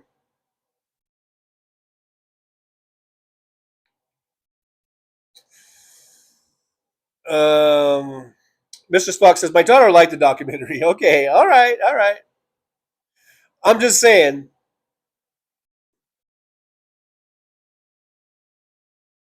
When I think about going to the movies as opposed to watching something at home, oh well, never mind. I'm not gonna. Hey, to each their own. To each their own. Thomas Walker 4806 is here. I'm not sure if I've seen Thomas Walker in here before, so thanks for coming in. I do appreciate you coming in and hanging out and checking out the show here. Thomas Walker says, "Is it safe yet?" Is the line from what 70s crime thriller film? Oh, is it safe yet? So this is a sort of a trivia question here. Is the line from what 70s crime thriller film? Is it safe yet? Is it one of the Dirty Harry movies? I'm just going to guess Dirty Harry. I don't know.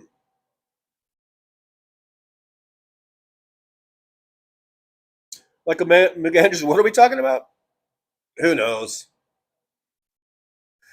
William says, William is, user PH9WT3UE7C. I saw the Elvis movie with Austin Butler, but I streamed it. Okay. Well, I saw it too, but I actually went to the theater and saw that. That was a good movie. I liked it. Linvaw says, I enjoy Netflix because they have a large selection of foreign series movies. Netflix has a good selection of movies. I just finished up Queen of the South. I don't know if you guys ever saw Queen of the South series. How many seasons was it? 4? I think 4 seasons. I actually really like the show. It was pretty good. I just finished that up last night.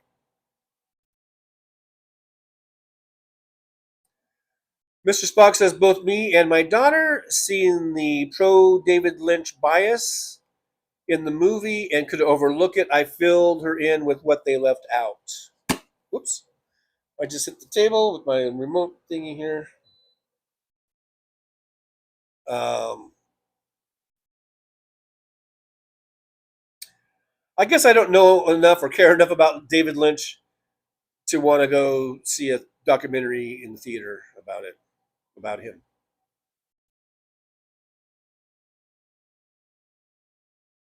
Damon Dog says, all of humanity's problems stem from man's inability to sit quietly in a room alone.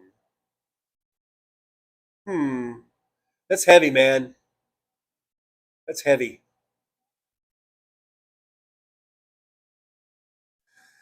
Michael McAndrew says, I saw a couple cool movies on Netflix. Don't Look Up and The Attack on America. I never did see Don't Look Up. I wanted to see it. I was going to see it.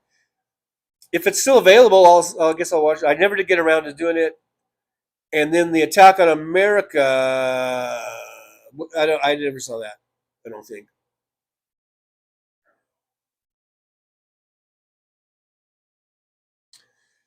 Damon Dog says Don't Look Up was genius.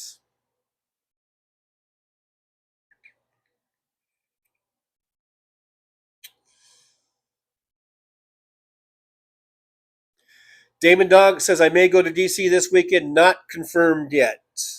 Well, let us know. We'll be looking forward to the video or videos. Sharky Mannion, I think. Oh shit! I tried to get to the tissue. That snuck up on me. You ever have a sneeze just sneak up on you like that? Anyhow, that was a quick sneeze. Paul Sharkey Mannion, I think, is who Sharkey 1962 is. Says another good movie John Hurt was Midnight Express.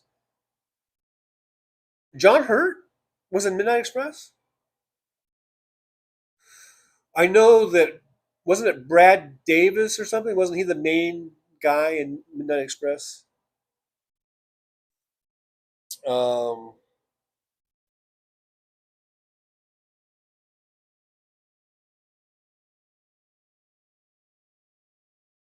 William says, don't forget to watch the press conference live on Midas Touch. Oh, the one on September 3rd. Alrighty, we'll do that. See, now here's Mr. Spock. The Maltese Falcon is a classic. It's what dreams are name of.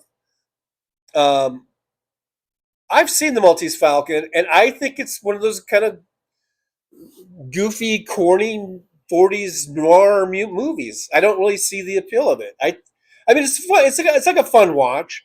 I think I watched it a few years ago with my kids. I was at home from driving, and we were at home and we were watching, some old movies or something. And so we watched the Maltese Falcon, and we had a good time. I think it was just good because I was with my kids. This is way back before they were married. They were still teenagers, and we pop popcorn and we're watching movies, but we're kind of making fun of the movie. We're kind of mystery science theater.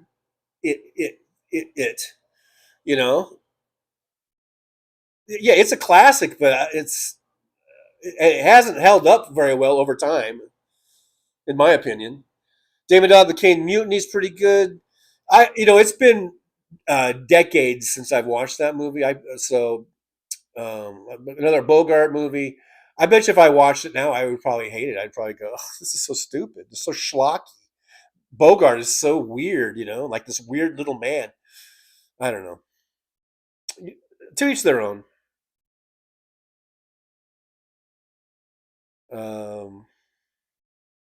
Mr. Buck, good acting and writing for the Kane Mutiny. Maybe that one's better than Maltese Falcon, but I remember watching that just probably. How long has that been now? Has it been 10 years ago? I was that evening with my kids when we were watching it. It's been 10 years now, but I remember we all thought it was kind of funny and but we had a good time. It was not like we were like going, oh, this sucks, but so whatever. I just don't know. Nick Rich, Oscar winners don't please everyone. Well, I think it's the 40s goofy noir Humphrey Bogart movies that are kind of weird. And I don't even see what was so great about Brando with seeing his on the waterfront and all that Stella shit. It looks so, it's so corny. It just comes off as corny to me. All those movies, there's nothing cool about them as far as I'm concerned. Sharky says the Ealing movies were brilliant. Maybe I don't know. All the Alec Guinness movies are amazing. Now there are some good movies from the 50s, like Bridge over River Kwai or whatever. That's a good movie. I remember seeing that. Of course, all the John Wayne movies are excellent. All the John Ford movies are good. I'm not saying there aren't good movies, but just some of these big names, like Maltese Falcon, is a perfect example of a movie that always gets brought up as being this great classic, and I watch it and it just makes me laugh. So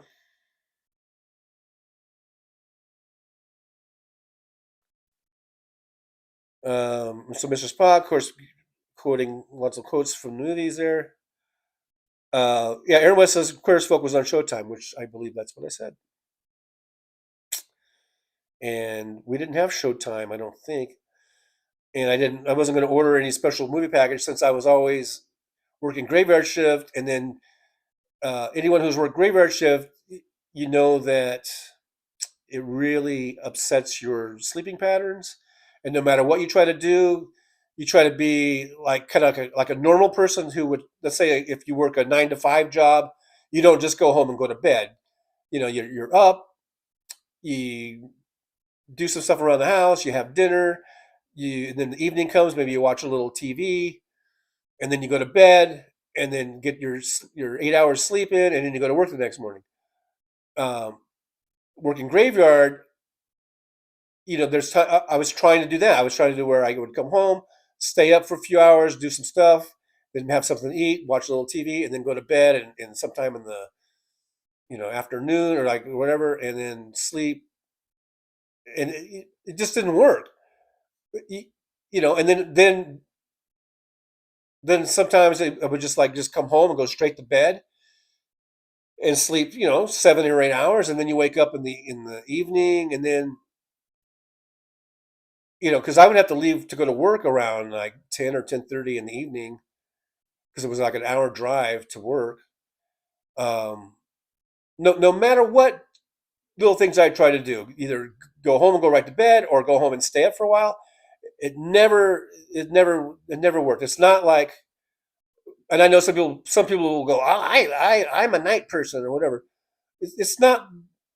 This isn't like being a night person. When you have to work all night in a graveyard shift, it just doesn't, at least for me, and I bet you for the majority of people, it just never works out. And I did it for 12 years, and I hated all 12 years of it. That's why I quit post office.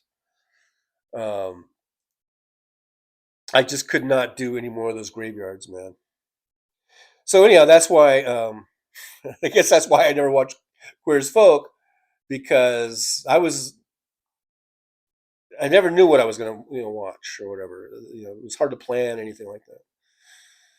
Mr. Spock's Fifth Element is good. Over the Edge fun. Yeah, it was good just because of Mila Jovovich. She's really the only reason to watch that movie, in my opinion. David Dog says no spoilers, but the Fifth Element is love. Yeah, no spoiler there. Michael McAndrews, I like the first Dune movie. I never did see it. Mr. Spock says first Dune is a classic. I never really saw that, or maybe I did see it, or I started watching it. I think that's one that I started watching on TV or something. I think I missed it in the movies. It just didn't capture me, and you know. Thomas Walker says Dustin Hoffman is a clue. Okay, so the 70s cop movie? This says, is it safe yet? The only 70s movie that I can think of with Dustin Hoffman, where there may have been cops. Was he in a cop movie?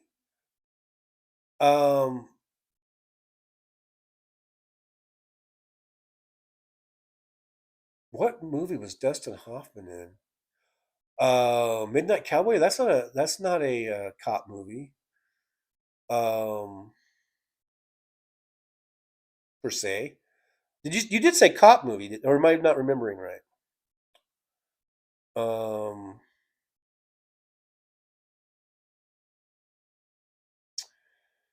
I don't know. David Doug says Sting was awesome in OG Dune. Nick Rich, my DVD collection is mostly sci-fi. The original, I guess, Trek series. Men in Black, The Martian, stuff like that. Player and TV2. Those all sound good. I like all the Trekkie stuff. I'm not a Trekkie. I don't really watch a lot of this stuff after the original series. I didn't really get in. I didn't really follow up too much. Again, a lot of that was going on when I was doing the graveyards, and that really did upset my sort of viewing habits, I guess. Men in Black. I like the Men in Black movies, especially the first one. The Martian. Is that the Damon? What's his face movie? Matt Damon movie. I like that. Yeah, so those sound good. Linda Wall says we also enjoyed Queen of the South. So there, at least I'm not the only one. And thanks for the feedback, Linda Wall, because no one really has answered before about when I've brought Queen of the South up a few times in the last few weeks, and I think you're the first one to respond to it. So, Michael McAndrews, Papillon was great. Yes, a great Steve McQueen and Dustin Hoffman movie, but I don't think that was a cop movie. Marathon Man, Marsha Jones. Hey, hello. I was trying to think of I was trying to think Marathon Man. I just remember that's the one where what's his face was this very evil dentist, apparently doing some very very painful looking things to Dustin Hoffman's mouth. But I didn't think that was a cop movie. But anyhow, Marsha Jones, hello. Thanks for being here. And that's the one I was thinking of. I just couldn't remember the name when I was thinking of Dustin Hoffman movies from the 70s. Anyhow, Mr. Spock, a young Patrick Stewart in Dune is funny. David Doc, is that haunted table? No, I just bumped into it. This is a remote control for my air conditioner, and I went to turn it up a little bit, and I hit the table. Josh sees the Truck John Livestream is the best thing you've ever seen. Bob Perez is here. Hey, Robert says, loving out, Johnny. I had a guy freak out because I told him I've never seen Purple Rain, the movie, before. He's like, what? Did he say, pull over this car? We're going to go see it right now. I think I saw, you know what? I think I've seen Purple Rain. I think I saw it once when it first came out.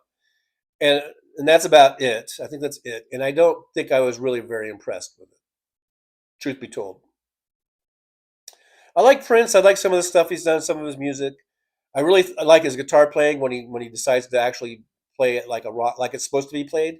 When he actually shreds on it, like you're supposed to. But other than that, I'm not really totally into Prince. You know, like maybe like Hal Sparks is. But yeah, I like Prince. That was good. I feel sorry for him that he died prematurely. You know, I wish he hadn't died at such a young age, relatively speaking. David Dog, what? You gotta watch Don't Look Up. I know, I never did see it. I know. And it's supposed to be about it's sort of a commentary on what about in real life about how we are told not to believe the things that we're seeing or whatever. It aligned well with the whole Trump coming into power and all that shit for the first time in 2016, right?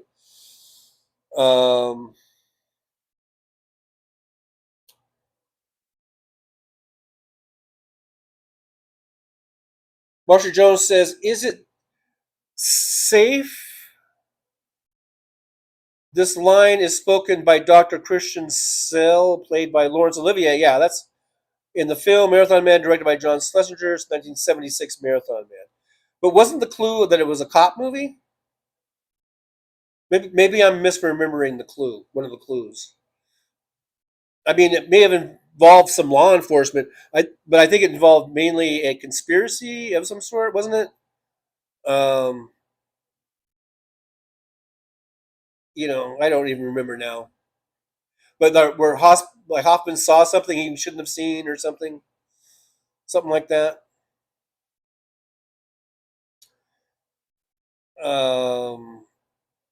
Oh, Sharky says, yes, in prison with Brad. Oh, okay, so John Hurt was in prison with Brad. I just don't remember John Hurt in that movie. I remember the main character. I remember him. Again, it's been a long time since I've seen that movie too. I probably haven't seen it since it first came out in was that early 80s or whenever it came out. And I think now I'm going to do spoilers here if you guys don't mind. Here's a spoiler alert. Okay, I'm going to talk about this movie. I'm going to talk about a scene in the movie. Okay, if you don't want to hear about it, I guess turn your volume down or something. So here's a spoiler alert. The thing I remember most about it was when the big, mean, fat guard or whatever he was, what do you call it? What do you call the boss of the prison?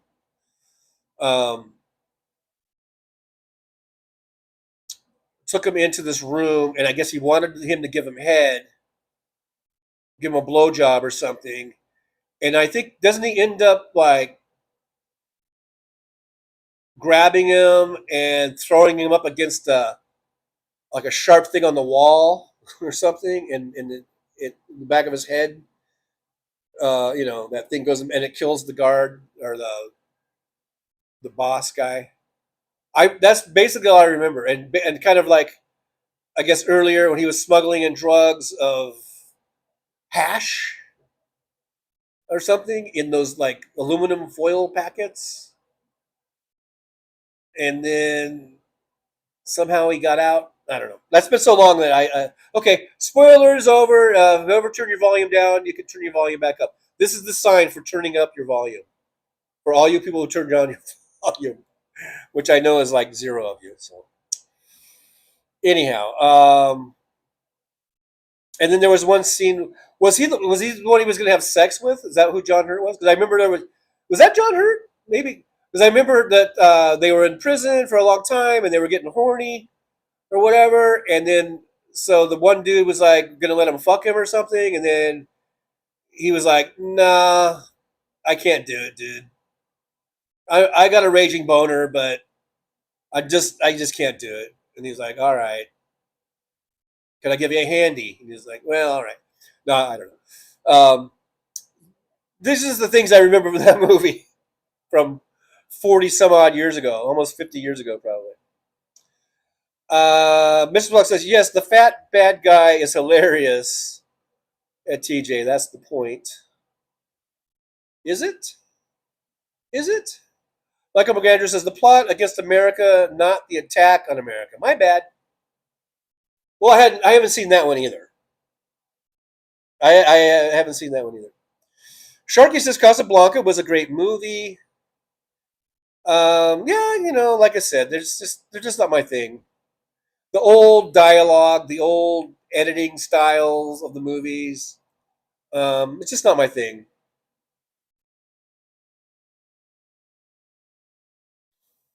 $88.99 RGRXX is here. Hey, good to see you. $88.99 RGRXX. Hi, friends from the U.S. Hope you are all fine. We're hanging in there. We're doing our best, and I hope you're doing well also as well. And thanks for being here.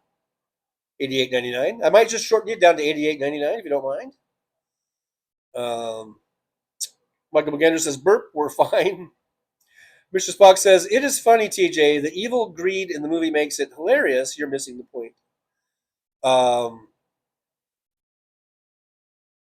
Which movie was it now we're talking about? Are we talking about Casablanca or Maltese Falcon or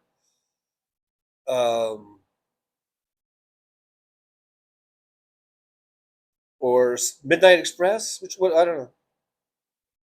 All of the above? $88.99 says, I cannot come to the U.S. for the next few years. I did some shares with JD Picks. So funny, by the way. Now I am blocked. Well, okay for me, but sad for my friends and me.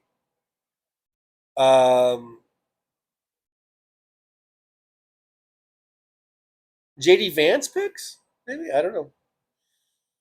It might be best just to stay out for a few years anyhow. You might be better staying out of the country until we can get rid of Trump and Vance and all those motherfuckers. Anyhow. Mr. Spock, wrapped up in good acting, it's priceless. Now, which one are we talking about, Spock? Which movie are you talking about that's wrapped up in good acting and priceless? Is it Maltese Falcon? Is it Casablanca? Or is it Midnight Express? Because those are the three movies we've been talking about. Other than Don't Look Up or is it Don't Look Up or Plot Against America? Which one are you talking about? Because, as I'm scrolling down, I can't keep track of everything. Thomas Walker, quite fond of William Holden and Kim Novak in 1955 Picnic.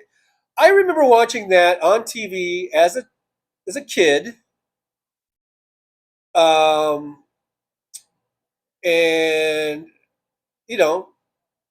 we watched it on TV. I never saw it in the theater. My mom liked it, and so we watched it. I don't remember not liking the movie, or I don't remember like hating the movie. So But again, I probably have not seen that movie since we watched it on TV, probably sometime in the 60s. So over 50 years ago, I watched that movie. Mr. Spock says James Cagney movies are different. Good writing, acting, but criminals. That makes no sense. Another one, James Cagney movies, I think, you got to take it with a grain of salt. And you got to be, and no, yeah, these are fun, kind of fun movies. They're, for the most part, James Cagney, they're kind of musical, lots of tap dancing and shit like that. Fine, that's fine. But I guess the problem I have is when you hear like talk shows or whatever, shows about movies, classic movies, and they want to bring up how great these movies of the past were. Like they're just these cinematic wonders, and that like this is the golden era of movies or whatever. And then I watch it, like, and I think Casablanca and Maltese Falcons are the two ones that really come to mind for me of being really super overrated. Like a James Cagney movie, it's going to be kind of this goofy for the most part. I guess he did some more serious ones too, but the few James Cagney movies that I watched, there's a lot. I just remember there being a lot of fucking tap dancing, and it's like, okay, this is a tap dancing movie. All right, fine. They don't make those like they used to. I tell you that.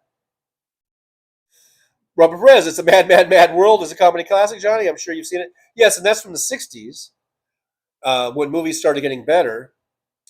And, of course, the original, I guess they did a remake, and I think I saw the remake, and it pales in comparison. The original is so good.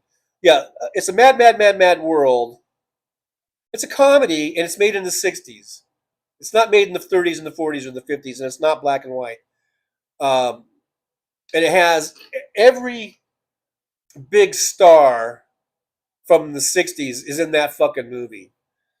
I remember watching it as a kid. I haven't seen that movie in who knows how many decades, but I remember watching it quite a few times. I think I even saw it in the theater originally, and then seeing it on TV, just on regular TV. I've never rented it, I don't think, but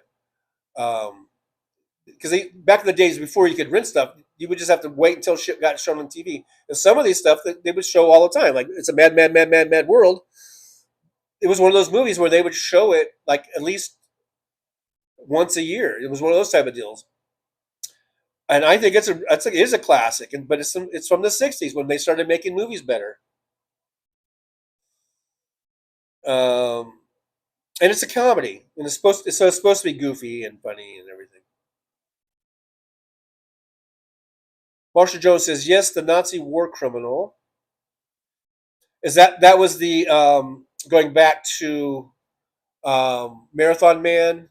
Okay, so that was the deal. Okay, with Laurence Olivier, and I guess it was discovered like he was one of the, I don't know, generals or whatever. One of the Nazis escaped World War II. I guess maybe is that what it was? It's been so long since I saw that movie. I don't remember the plot or anything. I just remember the scenes of Hoffman being in the dentist chair and getting drilled on by Olivier. But Perez, fuck John Wayne. He was quite the racist who loved Latinas. I know, man, but I still love John Wayne. I'm sorry. I can't quit John Wayne. I love John Wayne. I love his movies. I love John Ford movies.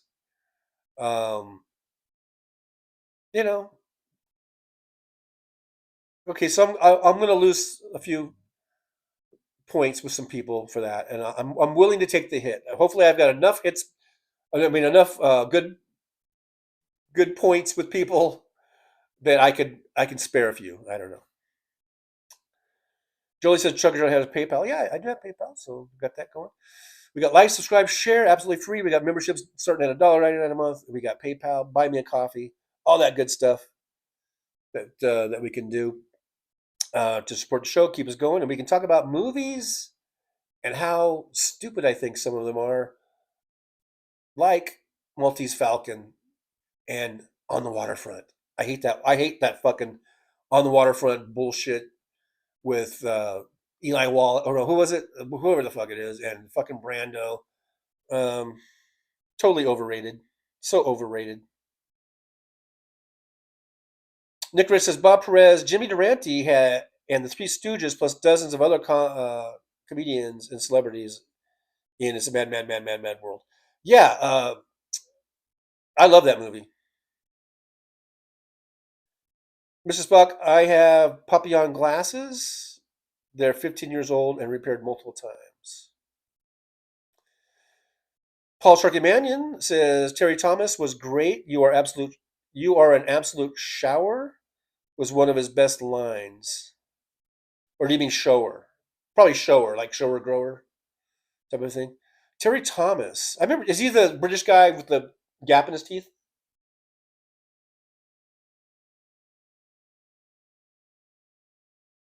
I know that guy. Josh sees Demon Dog. That reminds me, I have a bunch of little immature buds. So, pot talk going on. We got some pot talk in the background. Pot talk in the background. We got a pot talk in the background. Demon Dog says, best singer in a movie, The Color Purple. The Preacher's Daughter. Damn, she can sing. See, I don't even remember that. Chris Doug is lurking. Hey, Chris, thanks for popping in. Good to see you. Thanks for stopping by. I just saw the trailer for there's a new Springsteen movie coming out, and it looks really good. I love Springsteen, as you guys should know. I love me some Bruce Springsteen. This movie looks really good. It has the kid though playing Springsteen, and he looks like he's doing a good job from what I can see in the trailer. He looks like he's doing a good job, and obviously he's lip syncing. They're using actual Springsteen. It sounds like that's not. And the kid who plays it, what's his name? Jeremy. What I can't remember his name. I don't know why. He's got 3 names. All I know him as Lip from Shameless. If you guys watch Shameless, the kid who plays Lip, and now he's doing what's the new one that everyone's talking about? And I want to see it where he plays like a chef or something. That's supposed to be really good. I need to see that. Was it Jeremy Allen White or something like that? Whatever the fuck his name is, he's playing Bruce, and he looks like he's doing a good job.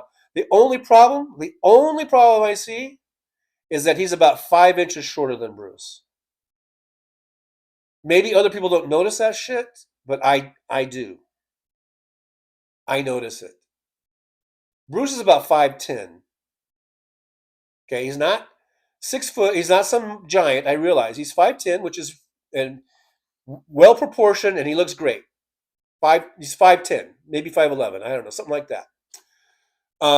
This Jeremy dude, Lip. I'll just call him Lip because I can't remember his real name. He's about 5'5", I think. Which is nothing wrong with being 5'5". There's nothing wrong with it. We are what we are. I'm 6 foot. That's it. I think I'm 5'10" now. I've said that. I think I've shrunk. So I'm probably somewhere between 5'10" and 6 foot. I always wished I was like 6'4" or 6'5", but I didn't. I think I got spinal meningitis when I was still growing, and I think it stunted my growth. Anyhow, because I'm one of the smallest people in my family, believe it or not. At least of all my cousins and uncles and shit. At least on my dad's side. But even on my mom's side, there's some tall people too. But anyhow, nothing wrong with being. We are what we are. We're 5'2", we're 5'5", we're 6 foot, we're 6'5", we're 6'8", 5'11". Whatever you are, that's what you are. But still, when I look at the shots in that movie, I'm just going, that guy's way too short to be playing Springsteen. Springsteen is not 5'5". I don't even know how tall that guy is. He might be 5'7". I don't know. Which is fine. Like I said, fine. One of my best friends of all time was 5'7". I love the guy to death. And he's a big Springsteen fan, by the way. I don't think he would make a good Springsteen in a movie. But it looks like a good movie. And I'm going to check it out. I don't even remember the name of it, by the way. But It looks like a good one. And it's coming out just in time for, I think, what they call awards season, when all the movies come out, so that they'll be at the end of the year, and then that's what they're going to be going for. They to get nominated for shit. Warden, yes, Marsha Jones. I almost said a W word. I kept saying, in my mind, I was saying Warren or Warrant. It's not Warrant. It's not Warren. But I knew those were wrong. At least I knew that. Yeah, Warden. Yes, the warden of the Midnight Express prison in Istanbul or Turkey or wherever the fuck that was supposed to be. Roger Dodger. Hey, Roger Dodger. Good to see you. Roger Dodger says, Once Upon a Time was set in August 1969, primarily. Yeah, okay. I said early 70s.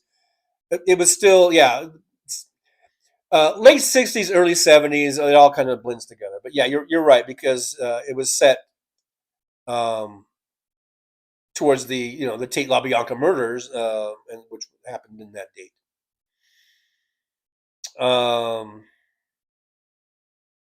MJ Daniel from Washington State's here. MJ says, "Wish I could maybe go travel in Europe for a while." Yeah, I that would be nice.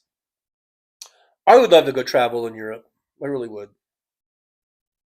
Yeah, Roger, Tate murders, and LaBianca, August 9th, 69.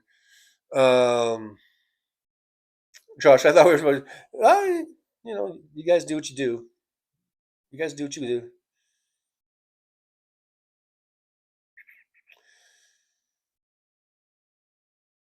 Chris Doug says, veteran character actor Paul Smith was the evil guard in Midnight Express.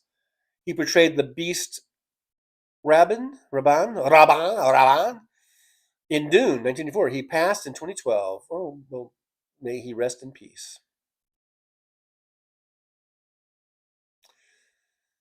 Midnight Daniel. MJ Daniel says, we can talk about Hash too. I'm not picky.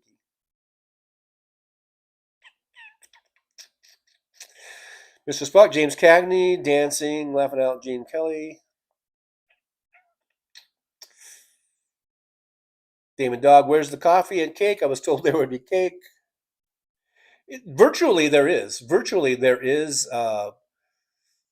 Not so much cake, but we got donuts and bagels. We got the coffee in the Mr. Coffee machine. Styrofoam cups. Little swizzle sticks. Some creamer sitting out that's questionable.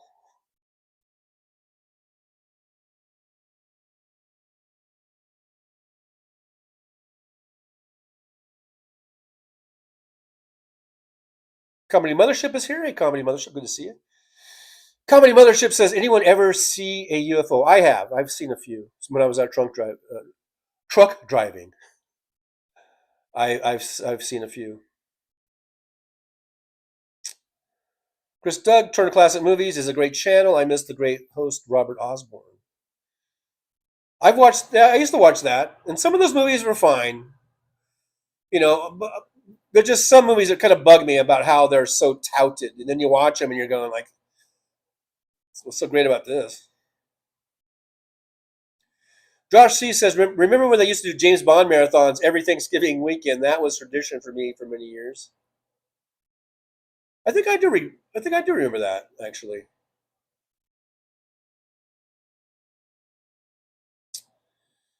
Mr. Spock says, yep, my fear of dentists watching that movie. Is it safe? Walter Jones says, don't pick a Nazi war criminal as your dentist. I guess that was the moral of the story. MJ Daniel, kind of mixing movies here, says, Dustin Hoffman sitting in that dentist chair. Are you trying to seduce me? Dr. Zizzles? Of course, whatchamacallit,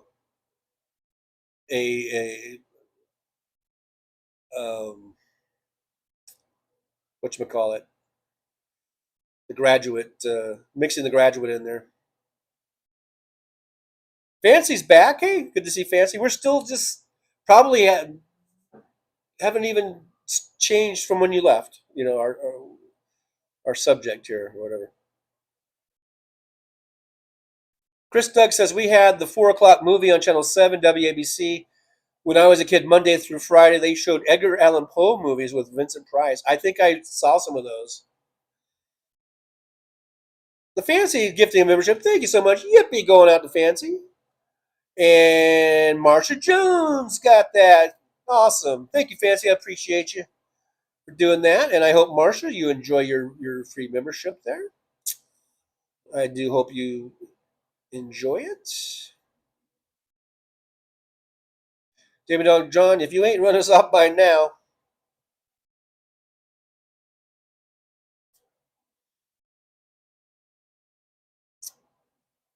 Nancy, gotta run to see you on the next stream. Thank you, Fancy, for coming on in. And yeah, we'll be up doing it again tomorrow, 9 a.m. Pacific time.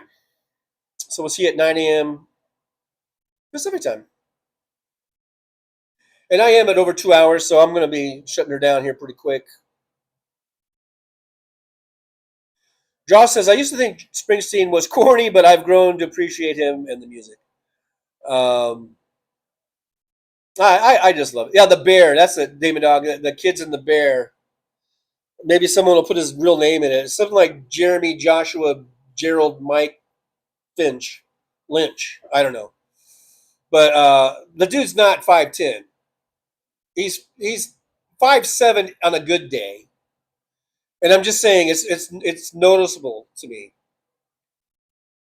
When I see the trailer and they show like a full body shot of him, I'm just thinking that's like a little miniature Springsteen. Michelle says, hey, Trucker John, I am in the hospital, my kidney again. Oh, Michelle, well, I hope you're doing okay. I hope you'll get recover real quick. And wish you the best on that. Hope you're receiving the best possible care you can get in the hospital there. I'm sorry to hear about that, but hope you're feeling better. Hope you get better soon. David Weiss from Colorado, I think, says, late to the party, got a new AC unit installed and my apartment is cool now. Isn't that nice? You've been suffering through the heat, and now you got the new AC, and you can just blast that cool air. So congratulations on that, David. I'm glad you got that. Michael McAndrews says, best wishes to you, Michelle. Yeah, Michelle, hope you be feeling well soon.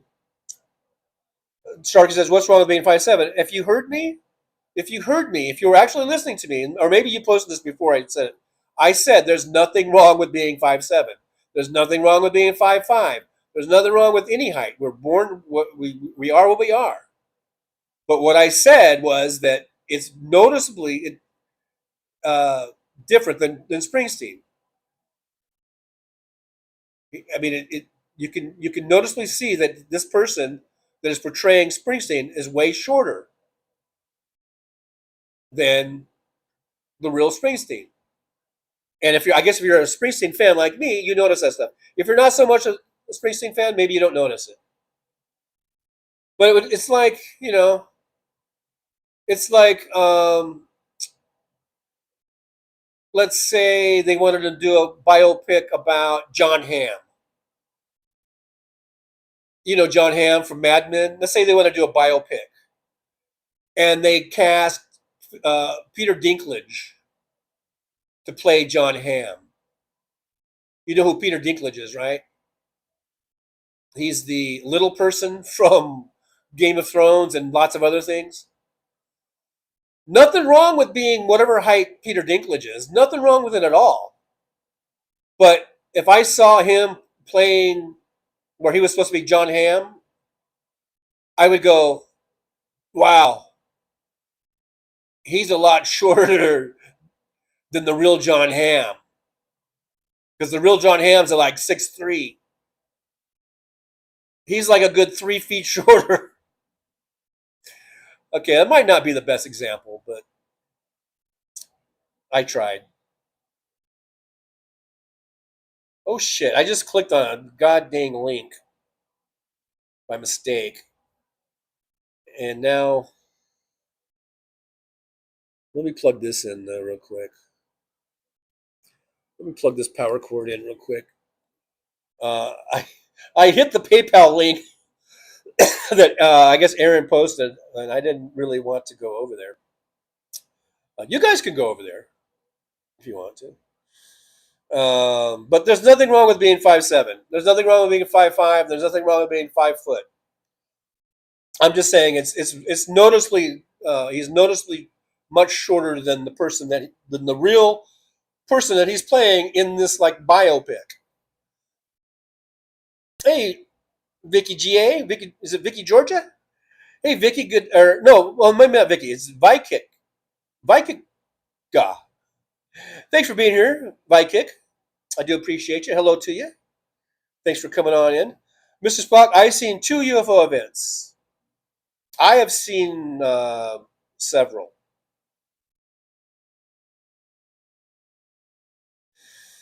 Thomas Walker says, any significant meaning to the last line, Captain America spoke to Billy in the film Easy Rider?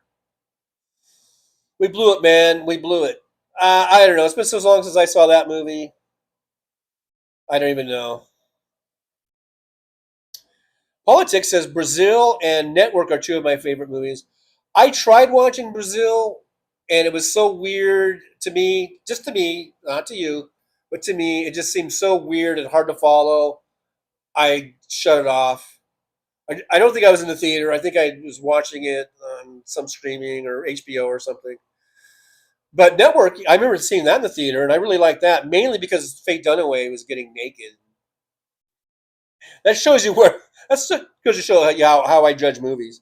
The Fifth Element and Network, good because there was some boobage or something. I don't know. Jeremy Allen White, yes, there it is, Chris Doug. I think I may have gotten it at some point. I think I got it. Jeremy Allen White, very good. I've loved him ever since Shameless. He's a great actor, really great actor. I loved him in Shameless. I haven't seen The Bear yet, but I want to do that because I heard it's really good. I've heard really good things about it. He looks really good in the new Springsteen trailers that I've seen. He looks like he's killing it. I'm just saying. He's way too short. Springsteen is not that fucking short. Not that there's anything wrong with being short. But if you're going to play Kareem Abdul-Jabbar, at least be somewhat tall. You don't have to be 7 foot tall. It's hard to find 7 foot 1 inch actors just in general, and that could even pull off even playing basketball. But at least be tall. Like when they did was it HBO or whatever, the special, the Showtime special? Series, which I thought was very, very, very, very good. And they did find this guy to play Kareem.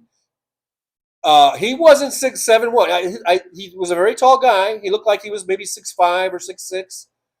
And then what you do is you cast a bunch of other people shorter, much shorter than you, than that guy, so that Kareem will be the tallest person. The actor playing Kareem will be the tallest person, in the cast. And the guy has some skills. He was a doctor in real life. The guy who played Kareem in the HBO special Showtime, just so in case people aren't following along what I'm saying, I'm going to repeat it. Was an actual, I believe, college basketball player. So a former college, and then he went on and he was actually a doctor in real life. But he actually had some acting chops, and he could actually dribble a ball and shoot it. And he actually kind of looked like a young Kareem. And he was about, I think he was 6'5" or 6'6" in real life. And so you do the best you can. You do the best you can with the casting. And he did a really good job. That actor, I don't know his name. Don't remember his name, but he did a really good job, I think, is portraying a young Kareem Abdul-Jabbar. Okay, so now we're doing Springsteen. Springsteen is about 5'10". Jeremy Allen White is really short. And I've told you, I love the guy. So don't come at me like I'm bashing him for being short. I think he's great. I love his acting. I love him in Shameless. I want to see The Bear. He looks good, and he looks like he's really killing it in this thing. But he's too fucking short. That's all. That's all I'm saying. That's all I'm saying. He's noticeably short. It's not like, okay, what if he was 5'8" or 5'9"? He could probably pull it off. That's close enough. And it was movie and the way the camera, people can look taller. Like, who would fucking know that Tom Cruise is only like 5'3"? Now granted, he doesn't look like he's 6'5", but he looks taller than 5'3". He's like 5'3". Nothing wrong with it. I'm not saying there's anything wrong with it. I'm just having a conversation here about how the camera and movies, how people look different than they do in real life. When I was watching Tom Cruise movies, I never thought he was 5'3". I thought, yeah, maybe he's 5'8", maybe he's 5'10", I don't know, 5'7", 5'8", 5'9", I don't know. The guy's barely like 5'2". I think some people say he's like 5'2" or 5'3". He's very, very short. That's shorter than most women I've ever been with. Most women I'm with or that I've had relationships with or just known or just walked next to, they're like 5'5", 5'7". I think that's my video playing. Oh no, it's not. But same thing. But anyhow. So I'm not saying there's anything wrong with them. I'm just pointing shit out. But I just think. I mean, I guess I'm just hoping that once you start watching the movie, you'll just, or at least I'll just forget about the height thing, and I'll just think, man, this Jeremy Allen White, he is Springsteen. He's become. This is like that's what I'm hoping. But when I'm watching the trailers, I just go, wait, it looks good, but he's way too fucking short. Nothing wrong with being short. Nothing wrong with being whatever your height is. But if you're going to portray a well-known celebrity, Bruce Springsteen, whether you like him or not, you got to admit he's one of the most well-known singers, songwriter, artists, performers, celebrities in the fucking world. He tours all over the world. He's beloved all over the world. That's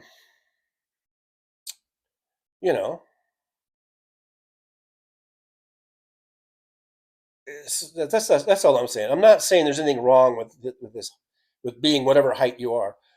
I'm just saying that to me it's very noticeable that he's way too short to play Springsteen.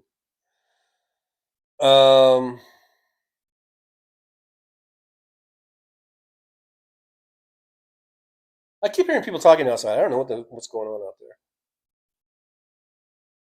Chris Doug says Jeremy Allen White grew up in Carroll Gardens, Brooklyn, New York City, super posh neighborhood, and attended the high school for performing arts. Well, thanks for that little background. Like I said, I think he's so talented, extremely talented, and I hope when I go see the new Springsteen flick that I just forget about the height thing, and I just get so wrapped up in his acting and his portrayal of Bruce that it doesn't even come up. But I have a feeling it will. And I have a feeling that these people need to shut up outside. Anyhow,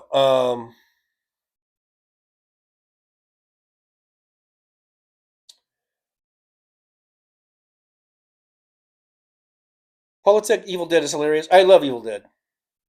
It is hilarious, and it's a good one.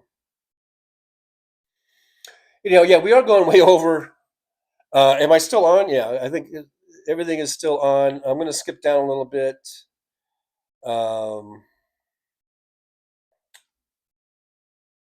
See, Chris Doug, Tom Holland is much shorter than his fiancée co-star Zendaya. Okay, that's a completely different issue. Tom Holland isn't portraying a character in like real life or fictional that he's shorter than. Like Spider-Man could be, I guess, anything. Although when I used to read the comic book when I was a kid, the Spider-Man that they portrayed, in my head, he looked to me to be about 6 foot tall. You know what I mean? So then when they started doing what was it? Tobey Maguire? No, who did the first one? Whatever their names are. Those are little guys.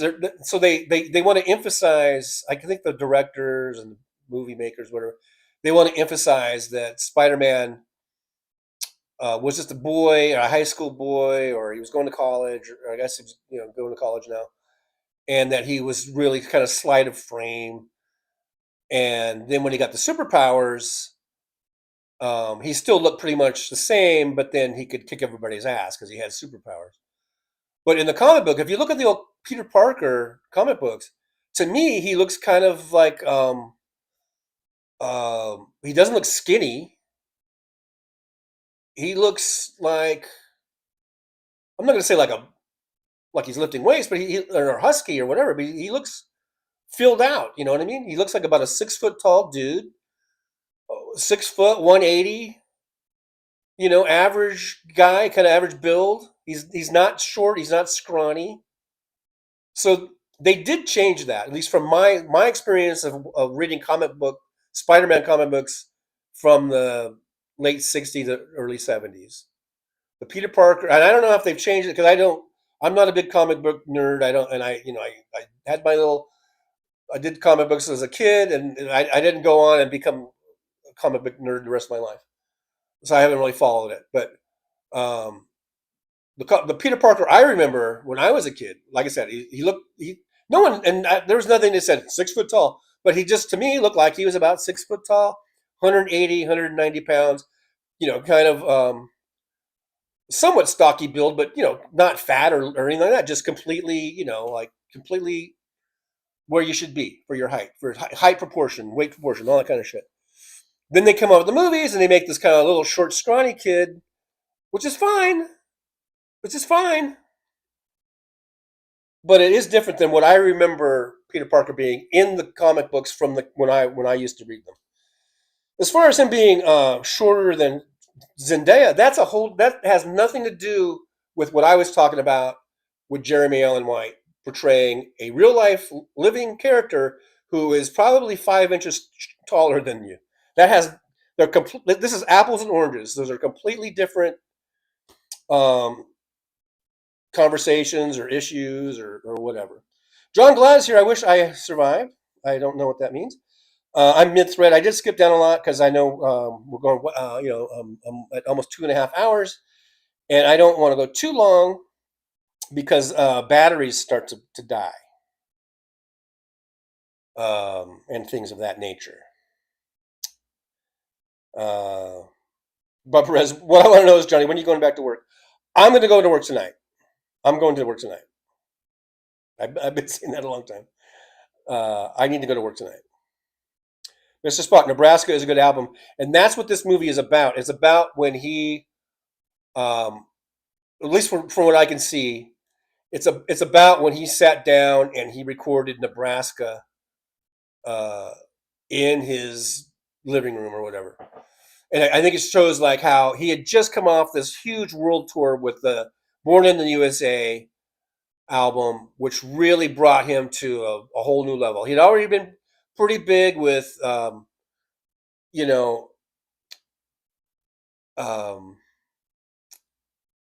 was the album that had like, the big one with, whatever, he was a pretty big star to begin with. But then Born in the USA, that took him to a whole new level. And he had just done really like 2 or 3 years of just touring, not only the US, but touring Europe, touring South America, all over the world. Huge tour, huge album, the Born in the USA album. Really was just probably just crazy touring, crazy times for Bruce and the E String Band and all that kind of stuff. And then, and I think this movie is about him doing something like this Nebraska album, just completely opposite of the Born in the USA, like stripped down, just him in his living room with a guitar and a microphone and just doing these songs. And that's what they're showing in the trailers, basically. So anyhow, it looks pretty good to me. If you're a Springsteen fan, if you're not, then it probably sucks. I don't know.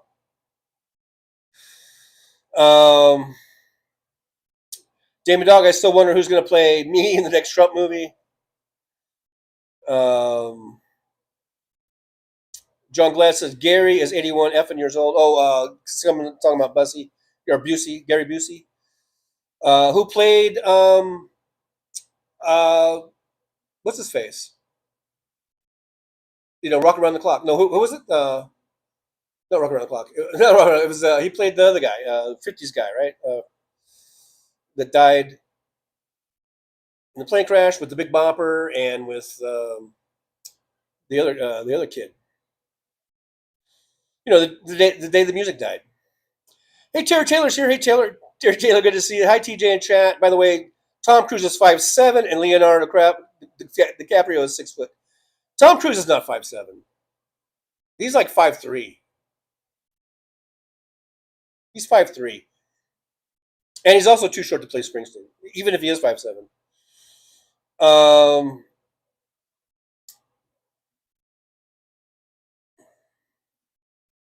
Stallone, all those guys. Stallone is like 5'5".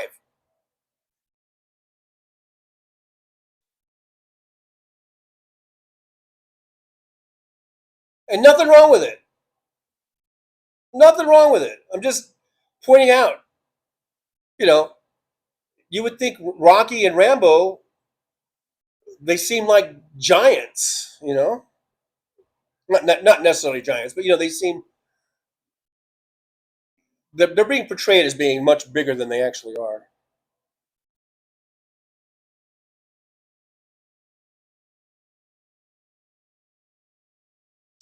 Nick Rich, 5'10", 185.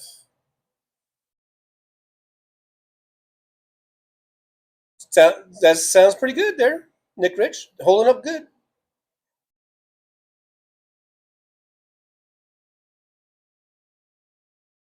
Buddy Holly, yeah, that's right.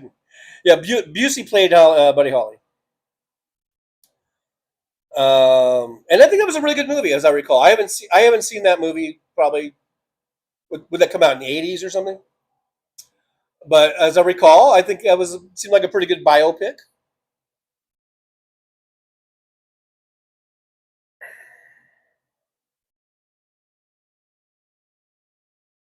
Mr. Spock, Nebraska was 82 before all that stuff, TJ. Was it?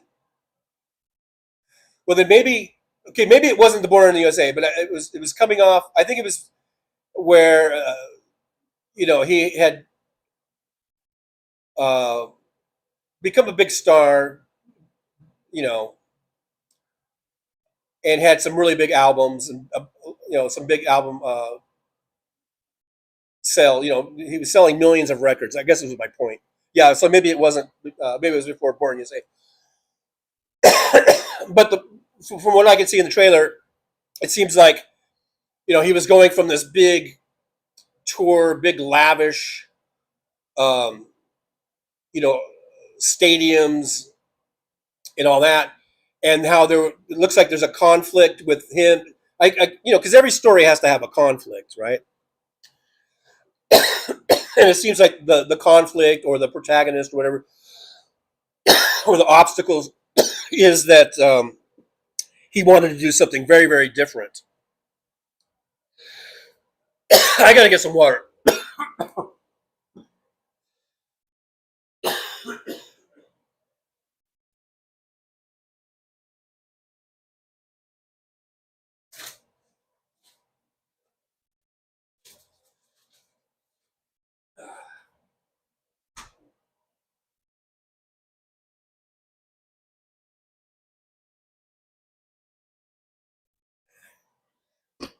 So it's like, so I think that's, from what I can gather, from the trailer, is that, of course, the record companies, they just want him to put out another Born to Run or something like that. I guess it was Born to Run, not Born USA. That was a big hit. And that one really propelled him. Of course, that was in the 70s, but and they had the river and all that stuff. So and so then he wanted to just really strip down basic no big studio, studio mixing. It was really just him and this little tape machine, and so I guess that's the main thing of the story is him being able to do that. Anyhow, but yeah, but I'm gonna check it out when it comes out for sure. Like I said, I think Jeremy Allen White is a great kid, great actor. I love him to death. I just wish he was a little taller. I guess I don't know because Springsteen is not that short. Chris Duck says my favorite Springsteen album is The River, 1980. That's a great album too. I love all the Springsteen's albums, but those were all great. Going back, I used to have all the albums. I don't have his most recent stuff, but I used to have all of his albums or CDs.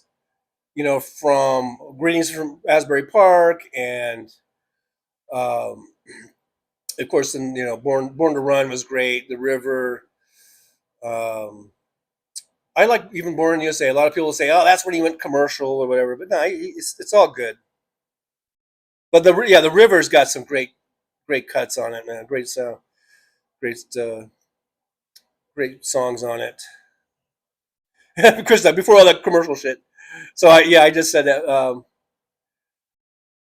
Even his commercial shit is better than most people's. So most people's non-commercial shit or whatever.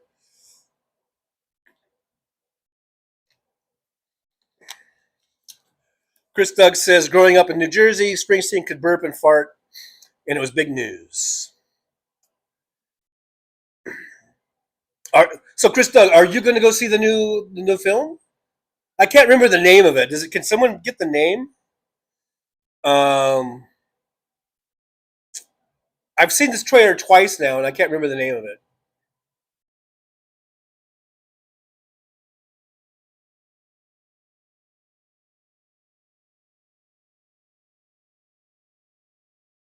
Chris Doug, this town's a death trap. It's a suicide rap. We got to get out while we're young, because tramps like us, baby, we were born to run. Oh, oh, oh, oh, oh.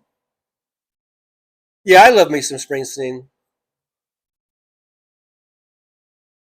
Of course, Thunder Road. Everyone knows the words to that. Everyone sings along to it. It's a great song. Born to Run, great song. I don't know, man. I love the Nebraska songs, like, what was it, Wreck on the Highway, and the State Trooper, and all this stuff.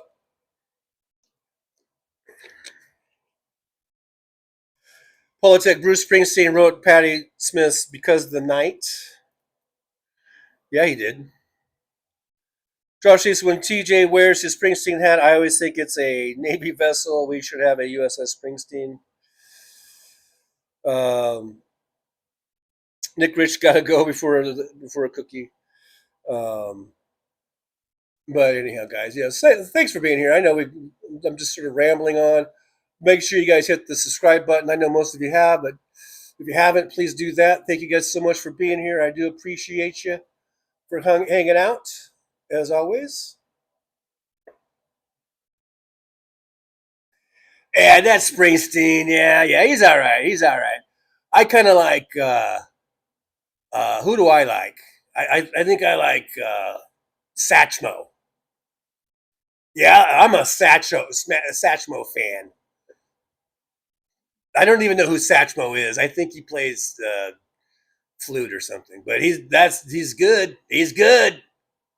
Yeah, he did a record too, and it was like he did it all in a bathroom. Yeah, right there in the bathroom, and he did an album. Old Satchmo. Who could forget Satchmo? Yeah, he's like, it's a beautiful world. It's a wonderful world in the bathroom. In the bathroom. Yeah, do you guys remember that one? It's a beautiful world in the bathroom. It may smell a little, but you just crack a window and it all goes away. You guys don't remember that one? It was a big, huge hit in Cookie Land. Yeah, in Cookie Land. That's another one. We had in fact, I think we had we had a singer. His name was Brian Stevanovich. Brian Stevanovich. Yeah, and he had an album called Cookie Land. And it was like, baby, I was born in the Cookie Land. All across the Cookie Land, there were crumbs on the ground and the crumbs in the crowd. Yeah, it was great. He was awesome. He was really, really awesome. He had a drummer. His name was the Mighty Chocolate Chip or something like that. Yeah, it was awesome. Yeah. So don't think I'm not a music aficionado myself. I've got some of my favorites, and the thing about this guy, he was only 2'1" tall. That was it. Yeah. So they have a hard time finding actors to play him. Also, it's a thing. It's a common thing. Sometimes you just gotta, you gotta roll with it. You gotta just, don't get too hung up on being too accurate.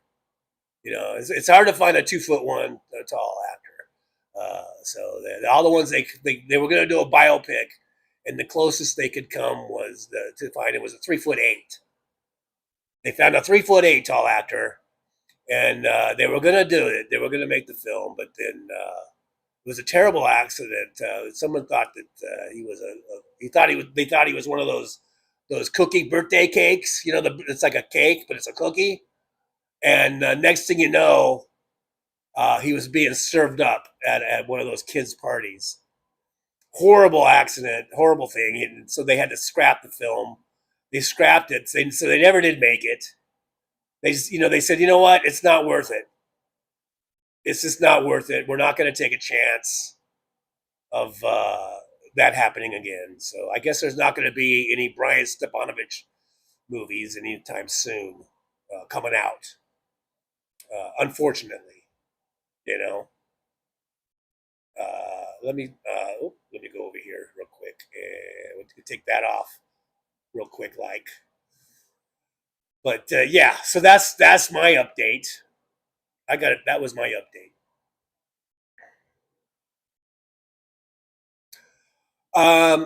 Well, in the purple world, we kind of have our version of Springsteen, I guess. I mean, he wasn't from Jersey, but he was from Buffalo. Yeah, Buffalo. In fact, his name was Buffalo Earl. Buffalo Earl, and he would sing some songs, some ditties. He was pretty big in the purple world of purpleness. And yeah, I remember his big song. I think his big song was, if I remember, it was something like,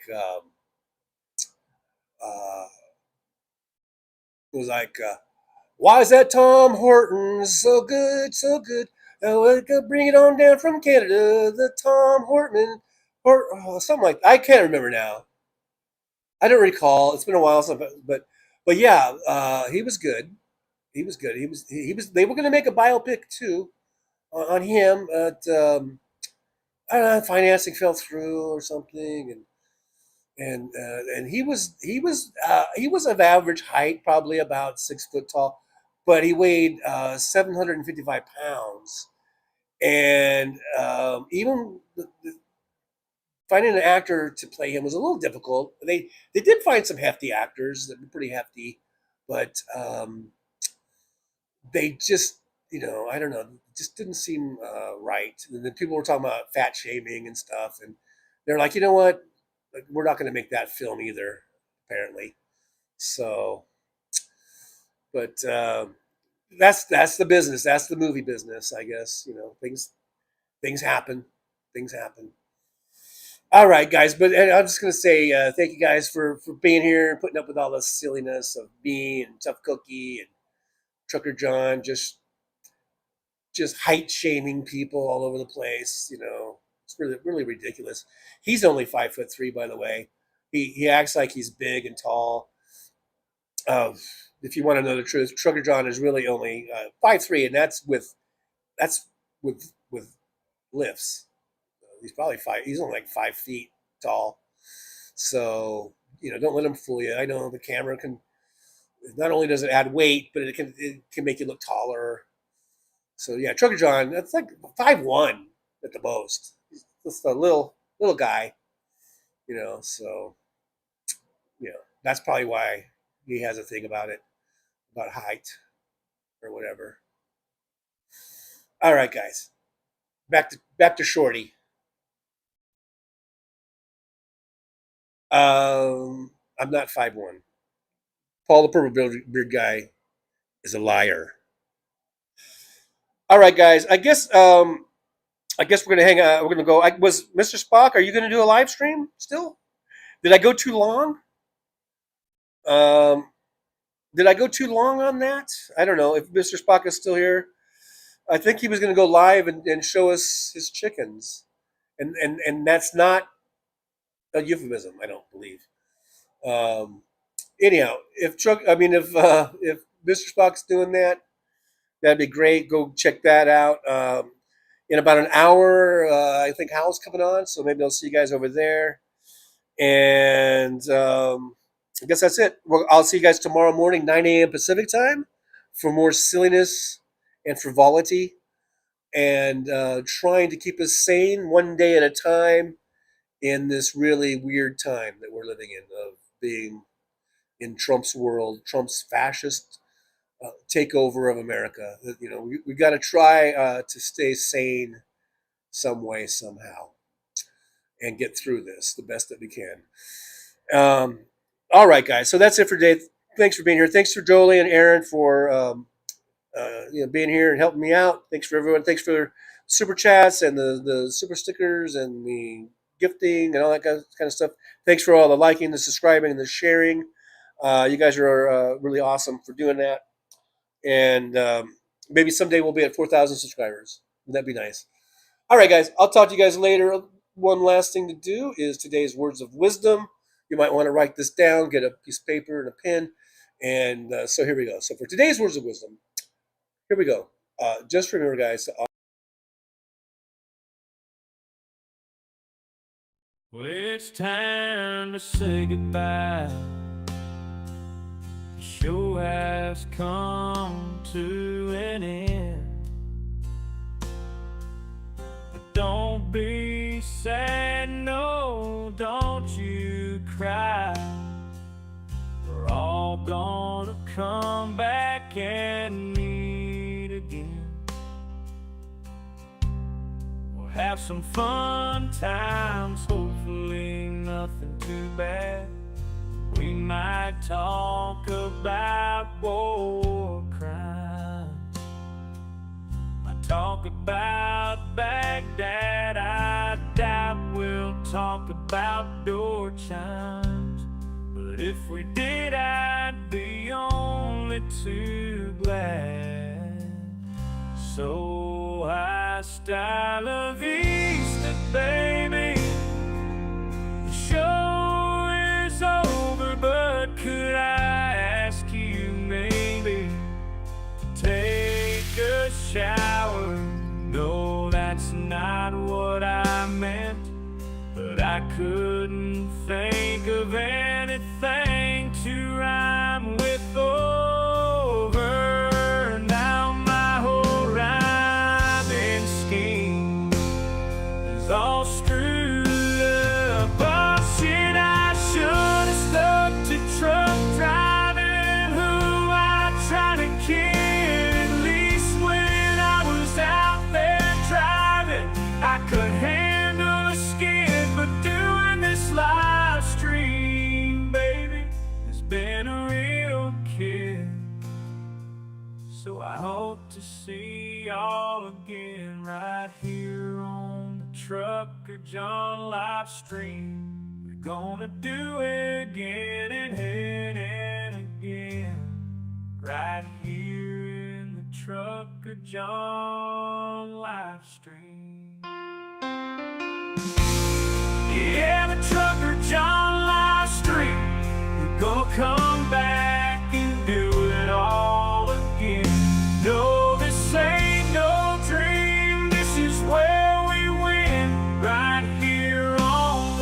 Uncle John Livestream. Know it's time to say goodbye. The show is coming in. But don't be sad, no, don't you cry. We're all gonna come back and meet again. Rolling down the highway in my rusty old rig. I'm a retired trucker, but my spirit's still big. Living in Vegas, where the lights never sleep. Broadcasting my thoughts for the world to keep. From politics to pop culture, I've got it all. Sharing my views, no matter how big or small.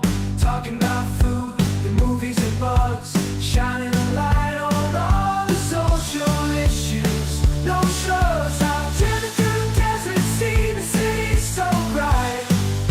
But now I'm living in a different kind of fight. From my apartment in Las Vegas, I hold the key, exploring the world through my live stream for free.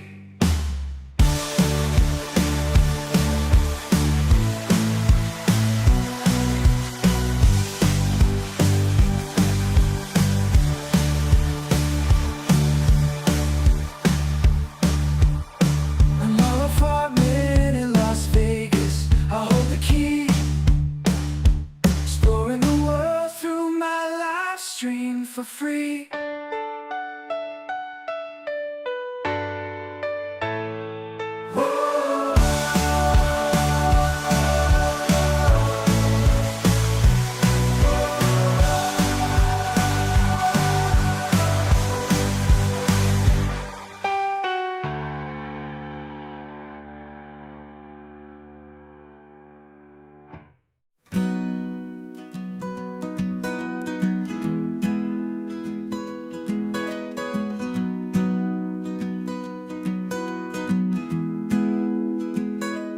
So you want to take a trip down Paradise Road, but it ain't that pretty, it ain't paved with gold. Everybody's got the dirty little secrets, everybody's got some things unknown. But if you ain't real careful, baby, it'll cut you down to the bone. Under all those bright lights, you've gotta learn to ignore the glitter. It's all about fight or flight, and you don't wanna do either. So go on down to Paradise Road, it'll make you wish that you were young. But all it'll do is make you feel old and regret trading in your love for lust. It's all just a big charade, it's all just one big game, and it ain't about love. It's all about the thrills, it's about staying in the hunt, it's about going in for the kill. So head on down to Paradise Road, that's where your friends are now. They're the people that nobody knows. So go ahead and make your big show. So live it up on Paradise Road, just don't let anyone know. It'll be your dirty little secret, it'll be your guilty little pleasure. Living a secret that the whole world sees, hiding in plain sight among the scum and the thieves. It's so damn hard to ever be pleased.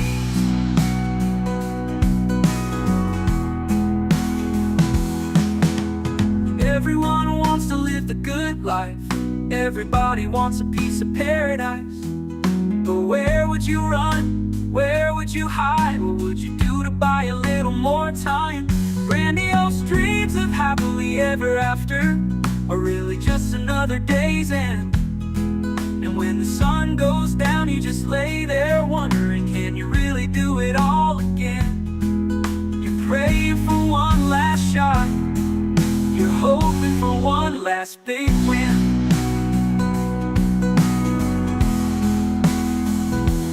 Paradise Road is calling, so you better hurry.